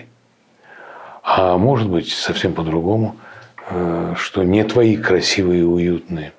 Это очень такое... Но я думаю, что это характерно для каждого человека. Последняя развилка – это рубеж веков и вступление России во все возможные войны, в которых только можно было поучаствовать на рубеже 19 и 20 века. Можно было не участвовать? Нет, нельзя было не участвовать. Почему? А я могу тебе сказать, почему. В 1989 году был заключен тайный союз между Францией и Россией. А раньше Россия была в союзе с Германией против той же Франции. В 1907 году к этому союзу присоединилась Великобритания, Англия. Речь шла о противодействии Германии и Австро-Венгерской империи. По договоренности генштабов Россия должна была на 14-й день мобилизации ввести свои войска в Восточную Пруссию. Это и произошло. Мобилизацию провели за 2 недели. Почему они вошли туда? И они погибли там. Но они спасли Париж. Потому что если бы они не отвлекли немецкие дивизии от Парижа, они бы взяли Париж. Франция была бы уничтожена, и Германия всеми своими дивизиями и пушками обрушилась бы на Россию. Поэтому, жертвуя 2 армиями и гвардией своей, Николай спас Париж и тем самым спас Россию от разгрома ее от Германии. Дальше. Задача России была вторая. Это не война с Германией, а война с Австро-Венгрией. Россия вывела к 17 году, даже к 16 году, к концу 16 года, Австро-Венгрию из войны. Австро-Венгрия была разгромлена. И она уже не могла воевать. Там революция тоже произошла. То есть Россия выполнила все свои, так сказать, обязательства. Она потеряла часть территорий своих западных, но не такую часть, как во Второй мировой войне, а гораздо меньшую. И если бы не революция и весь этот 17-й год, Россия была бы среди победителей. Но была бы революция, если бы Россия не участвовала и не так сильно поизносилась в этой войне? И, во-первых, количество убитых сопоставимо и раненых сопоставимо с западными. Дальше. Что значит поизносилась? В 15 году Россия потерпела поражение от Германии, и вот земли были какие-то утеряны. Но в 16 году снарядный голод был преодолен, и Россия вполне себя чувствовала уверенно. Экономика ее росла. В годы войны была построена железная дорога Петроград-Мурманск. И Мурманск оказался тем портом, который был тоже очень важен. Пропускная способность русских железных дорог была больше, чем американская или немецкая. Железные дороги работали очень хорошо. Потом начался хаос на железнодорожном транспорте. Тоже проблема. Я не говорю об идеальности, я говорю действительно о проблемах. Но Россия не могла не участвовать в войне. Она была частью европейского вот этого концерта, как тогда говорили. Она была частью Европы. И обязательства, которые она давала Франции и Англии, они ей давали тоже.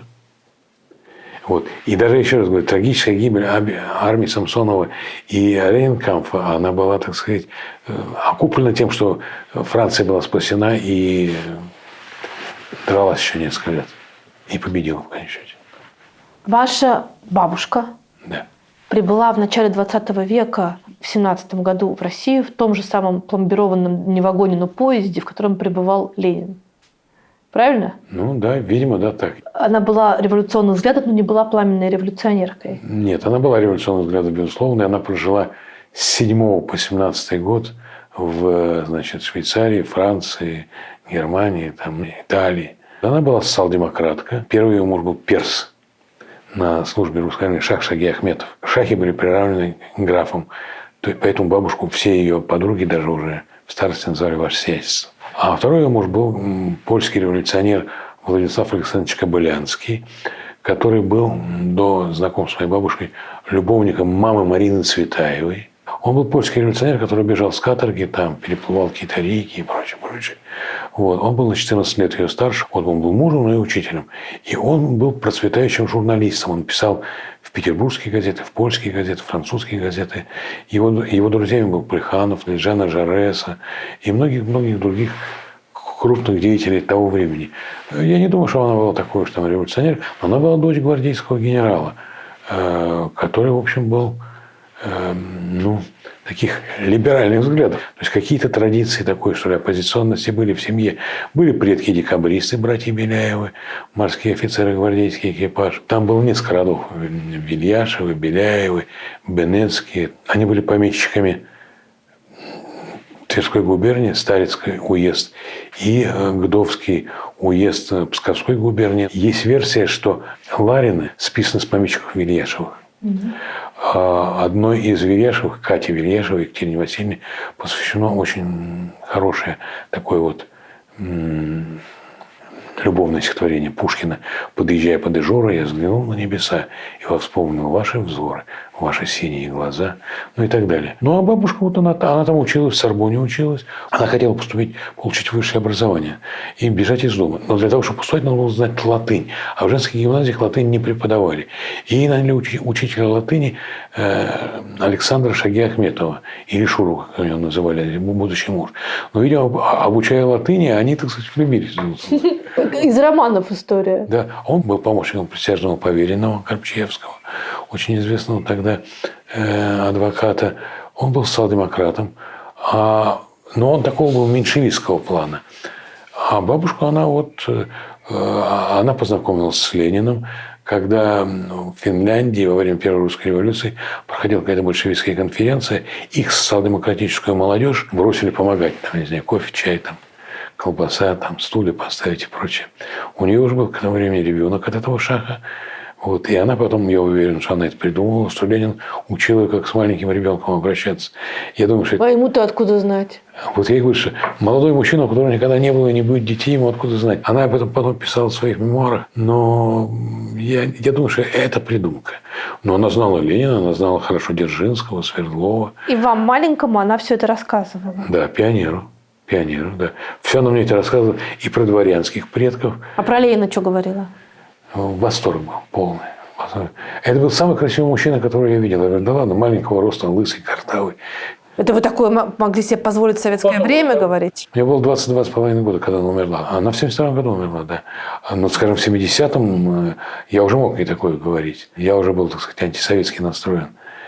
И еще не очень антиленинский, но у нее был культ Ленина, что это еще было на фоне Сталина, потому что при Ленине эти все старые большевики благоденствовали. Она в Италии была сначала в полпредстве, в посольстве, а потом была консулом во Флоренции. И там моя мама ходила в детский сад, потом в школу. А потом они вернулись, когда в 1931 году Литвинов пришел на пост наркомендела. Литвинов не любил дворян во многом. Наркомендел был переполнен в 20-е годы дворянскими отпрысками. А потом бабка там работала в крестьянской газете. Это была газета «Правда» для крестьян. Ездила на коллективизацию, смотрела, как все это происходит. Потом ее оттуда выгнали. И, в общем, ее гнали, так что она осталась без работы. И была, значит, голод и холод. И комнатка в коммунальной квартире, где я жил до 8,5 лет. А отец моей матери, третий ее муж, он был, значит, героем гражданской войны. У него было 2 ордена Красного Знамени. Был начальником штаба 5-й конной армии у Блюхера на Дальнем Востоке. И был ранен, и правая рука висела. Он имел несчастье быть личным другом Льва Седова. Это сын Троцкого. И моя мама его увидела только в 1934-м, когда его выпустили оперировать эту руку. И они ходили по собраниям троцкистов, которых не было. Троцкисты – это были ленинцы. То есть, это те, которые продолжали дело Ленина. Я не говорю, что это хорошо, но это не враги. И он так в лагере потом расстреляли. Но не в лагере, а в тюрьме расстреляли потом в 1943 году. Такой большой, талантливый человек. Рубака смелый. Хоть и у красных, но тем не менее. Бабка лежит на Новодевичьем кладбище. Как ей удалось избежать репрессий? Значит, ее вызывали на Лубянку. Ее друзья подозревали, что она отказалась от своего мужа, то есть моего деда, и тем самым спасла мою мать и себя. Ни в одной стране мира нет прецедентов, ну, из современных, чтобы мумия человека, который изменил ход истории... Есть Мао Цзэдун, я видел в Пекине. Но он помоложе, чем Ленин. Вы считаете, что это важная причина того, что 20 век в России, несмотря на огромное количество очень бурных и сложных и кровавых событий, но все равно как будто заморозил ситуацию, как будто ничего не изменилось, и мы опять в 14, 15, 16 годах 20 века. Разумеется, что это символически, что Ленин там лежит, его не убирают, а за мавзолеем лежат его подельники и будущие наследники его по этой преступной линии. И хотя я думаю, что Путин относится к Ленину плохо, а вот к Сталину хорошо, я думаю, он относится. А почему к Ленину плохо? Западник, интеллигент, путанник, фантазер там, и так далее. А Сталин это продолжатель дела Грозного, Петра. Так что Ленин, конечно, это одна из самых зловещих фигур, которые есть только и в истории России, и человечества и так далее. Это подлый человек, безусловно. Но это случайный человек в российской истории? Случайный ли он человек? Конечно, нет. Человек родился и вырос там, закончил гимназию, экстерном сдал экзамены за университет, талантливый, умный, образованный, не бедный. И несмотря на то, что его брата казнили как преступника, тем не менее, на семье этого, на материальном ее состоянии и таком правовом положении не отразилось никак. Это такой типичный молодой радикал, который постепенно превращался в уголовника и стал им. Почему не было никого, кто мог бы эту власть забрать, кроме Ленина? Совершенно не нужна была февральская революция, она была лишней. Уже была революция с 5-7 года, она была успешной, она дала России Конституцию, она дала России, уничтожила самодержавие и так далее. А в 17 году не надо было свергать царя, а зачем? Надо было доиграть революцию и после этого вернуться к дальнейшей демократизации и парламентаризации.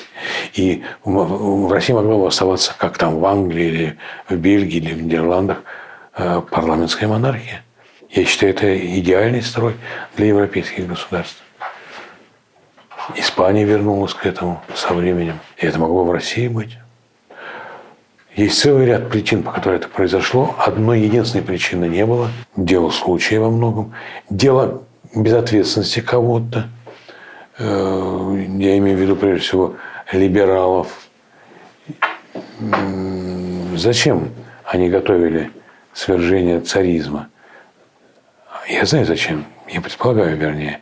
Потому что они не хотели, чтобы Николай II на белом коне въехал на Дворцовую площадь как победитель. Они сами хотели быть победителями. И они понимали, что если Россия с Николаем II победит, либералы, кадеты прежде всего, то тогда процесс вот этой демократизации и такой плурализации власти будет медленнее, поскольку у него будет ореол победителя. Это незрелость политическая, безответственность политическая. Я это говорю не просто так.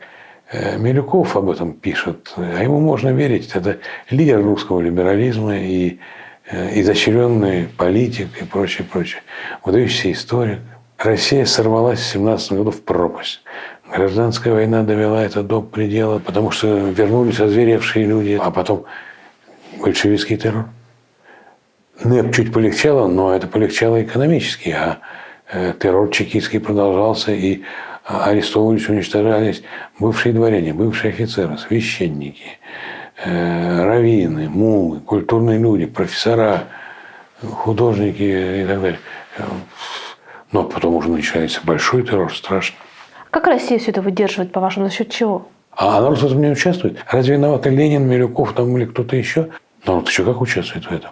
А разорение, грабеж и сжигание имений, там, помещиков и прочее, прочее. И сегодня, когда народ дает санкцию на войну, он дал санкцию на войну уже тем, что вот как-то обнулить сроки, как-то сказать, что этого не было. Понимаете, это вот как в шахматы играешь, фигуру проиграл, не давай заново играть. Так не бывает. Это детский сад. Но в политике это трагедия. И дело даже не в персонаже. Он, они. А дело в том, что так не бывает. Конституция – это вот то, почему надо жить. Как правило уличного движения. Все соблюдают, а я буду не соблюдать. Ну и хаос начнется. Мы с вами говорили про самые разные исторические периоды, в которых важными были совсем не те люди, которые потом оказались в названиях параграфов учебников. Каким образом история делает этот выбор? Кто делает этот выбор о том, кто попадет в учебник истории, а кто нет, кто станет героем, а кто нет? Почему в продолжении российской и советской истории важными людьми стали Александр Невский, Иван Грозный, Петр I? Ведь это же важные люди. Их надо писать, говорить, знать, как к ним относиться. Например, отношение к Грозному и к Петру, оно разное. И Петр деспот, и Петр эксплуататор собственного народа, и Петр жестокий человек. Но Петр при этом окно в Европу, Петербург. Это огромный вопрос для меня лично. Стоит ли это окно в Европу принесенных под это окно жертв? Нет, не стоит, но это лучше, чем опричненные. Стоит ли индустриализация ГУЛАГа? Нет, не стоит, конечно. Это тут вопросов нет. Вопрос заключается в том, что все-таки это разные люди. Понимаете? Одно дело Сталин, а другое дело, там, я не знаю, Витте. И даже среди тиранов есть разные, так сказать, градации. К сожалению, в России все эти Ленина, Сталина и нынешние – это последнего разбора люди. Кто войдет в историю с сегодняшнего периода? Ну, разумеется, войдет Навальный, войдет Ходорковский, Чанышева даже. Безусловно, войдут. И ясно, войдет и Путин, и там, Юрий Ковальчук, его друг и собеседник, и там, Сечин, там, Патрушев, они тоже войдут. Вошли же там все эти Егоды, Берии, вот, Ежова. Так что, опять же, вот с какой репутацией они войдут? Что о них будет сказано? Говорить, например, о том, что Лаврентий Павлович Берия был великий такой кризисный менеджер, это одно. Говорить о том, что он был палач и преступник, это другое. Но говорить все равно надо.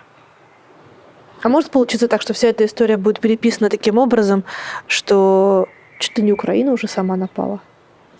Так, ну, так же утверждают. Выйдите на Московскую улицу, спросите у людей, они будут говорить, Украина напала. Конечно, а кто же? Мы что ли напали? Конечно, Украина. Юрий Сергеевич, на что вы сейчас рассчитываете в историческом контексте? Что будет с нашей страной? Не знаю. Был такой философ, мне очень нравится, Георгий Федотов, дореволюционный, потом в эмиграции, в Париже умер в 1951 году, не старым еще человеком. Он говорил, ну что ж, будем думать о современности, посмотрев в мутное зеркало истории. Нельзя мыслить по аналогии. И вот меня спрашивают, что... А вот когда тиран умирает, сразу там что-то происходит. Я не знаю. Я не мог никогда представить себе, что такое будет, как сегодня. Я думал, что все самое худшее уже позади. Всей этой коммунистической власти нет. Мы не будем идеальны, но мы будем нормальны. Но этого не произошло.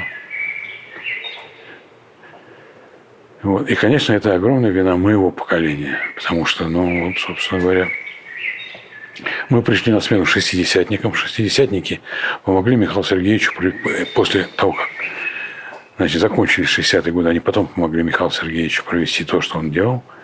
Я большой поклонник Михаила Сергеевича Горбачева. Уже мое поколение должно было окончательно разрыв с этим советским ужасным прошлым и создание нормальной страны, не какой-нибудь не какая-нибудь там прекрасная Россия будущее. Да, обычная Россия. Вот такая обычная, где человек там, я не знаю, если он работает, то он с голоду не помрет и своим детям купит что-то. Если он там, я не знаю, не ворует и не пьянствует, то он, если он заболел, то он получает медицинскую помощь. И лекарства соответствующие. Что может рядовой обычный человек сделать для того, чтобы правда, ну, по крайней мере, та правда, которую мы видели своими глазами, историческим образом сохранилась? А что простой обычный человек, он никакого отношения не имеет ни к исторической правде, ни к исторической там, какой-то справедливости, ни к реальной истории. Он живет своей жизнью, нормальный, человеческий, он не обязан. Я, например, ничего не знаю про физику или химию, но ничего. Как-то жизнь продолжается, но... Ну, какие-то важные вехи блокады были восстановлены по блокадным дневникам все-таки. Очень хорошо, что были восстановлены. И когда читаешь, это просто можно с ума сойти. Даже вроде бы не самые страшные. С ума сойти от страха, от того, что это же не ГУЛАГ был, это был город, но окруженный, но город большой там и так далее. И слава богу, что это сохранилось. И люди должны это знать. Я, например, счастлив, что архипелаг ГУЛАГ в школах проходит. Как проходит? Плохо, конечно, как всегда, да и мы в школе плохо учились. Но Слава Богу, что это хотя бы есть. Это правда, без которой, ну... Это как вот в Германии, когда возят детей в все эти лагеря и показывают им. И по всей Европе так. Каково это, будучи историком, оказаться на самых жарких страницах будущего учебника истории? Вы спрашиваете, на самом деле, о том, что каково, что ли, ну, историку переживать вот эти вот все исторические события и прочее, прочее. Но я их переживаю не как историк, я как человек переживаю, потому что, ну, вот что историк может сказать о русском, российском вторжении в Украину? Это проблема моральная. Проблема, куда какая дивизия пойдет и какое оружие будет стрелять, это проблема военных экспертов, уважаемых людей. Моя же проблема – это моральное отношение к этому, этическое отношение к этому.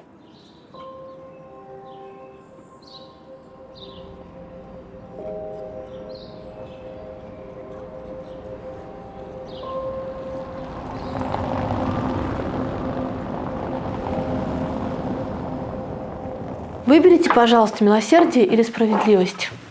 И милосердие, и справедливость. Понимаете, справедливость, мне кажется, подразумевает милосердие, а милосердие подразумевает справедливость. Это вещи очень близкие. Свобода или стабильность? А свобода может быть только в стабильном обществе. А свободное общество, оно всегда, насколько это возможно, стабильно. Оно всегда и турбулентно, но насколько возможно, в основу своих оно стабильно. И свобода, и стабильность идут рука об руку. Нельзя не или, а и. Правда или безопасность? Не знаю. Не знаю, потому что русское слово «правда» оно шире, чем по-английски, по-немецки, по-французски. Русское слово «правда» – это, так сказать, все. Оно покрывает и право, и справедливость, и милосердие. В этом смысле правда – это шире, чем говорить правду или не говорить по-русски. Это такое всеобъемлющее. Не очень определенное, но всеобъемлющее. Родина или истина? А я не знаю, что есть истина. Вот кто есть истина, как православный верующий, я знаю. Конечно, истина важнее. Родина – это одна из фундаментальных ценностей любого человека, любого сознания. Родину можно критиковать, как написал Некрасов. Да, о добролюбове. Он проповедовал любовь враждебным словом отрицания. Вот, может, даже и так. Ну, или как Чаадаев, да, критиковал, но это шло не от ненависти, а от любви. А можно, конечно, и играть на этом, делать, так сказать, свой гешефт на эксплуатации там Родины. У Ахматовой, жалко, я не помню наизусть, есть стихотворение о том, что такое Родина, что мы не поем ей, так сказать, каких-то там осанны постоянно, но мы топчем ее там и так далее, и ложимся в нее. Вот это вот ощущение, и ложимся в нее, это вот моя земля, моя Родина. Для меня там, скажем, Родина – это Цветаева, там, Блок, я не знаю, Пушкин. Ну, для меня не Родина. Ленин, Сталин, там, я не знаю, Брежнев. Это не Родина никакая для меня. Что с нами будет дальше? Россия умеет удивлять себя и других. Если бы мне в 1984 году сказали, что скоро будет перестройка, я бы никогда не поверил. Я был в таком унынии, в каком нельзя находиться. Когда я видел по телевизору этого ушибленного Черненко, когда нас посылали на какие-то картошки, на какие-то там базы овощные, какие-то там дружины посылали, сотрудников Академии наук, ну и всех других там инженеров, там прочее. Когда там противостояли Западу, избивали южнокорейский Боинг, при Андропове было. Когда там стала бойня в Афганистане. Ну, я думал, что все, я такой умру при этом. И вот пришел вот этот вот человек и стал меняться. Ведь какие до миллиона человек собирались люди на какие-то там демонстрации и прочее, прочее. Это же невероятно. А у вас бывает так, что вы забываете, что вы не дома? Нет. Все время помните? Я даже во сне не забываю. И немецкая речь постоянная, а мне хочется русской речи. Как думаете, есть у вас шанс вернуться? Нет. Думаю, что нет. Поздно. Мне 74 года, понимаете, какая штука. И состояние здоровья такое ниже среднего. На тройку с огромным минусом. Так что нет, думаю, что мне нет. Тем людям, которым сейчас 45-50 лет, они вернутся. Если захотят. Я это имею в виду, ведь и в моем возрасте есть люди, которые не хотят вернуться. И рады, и счастливы.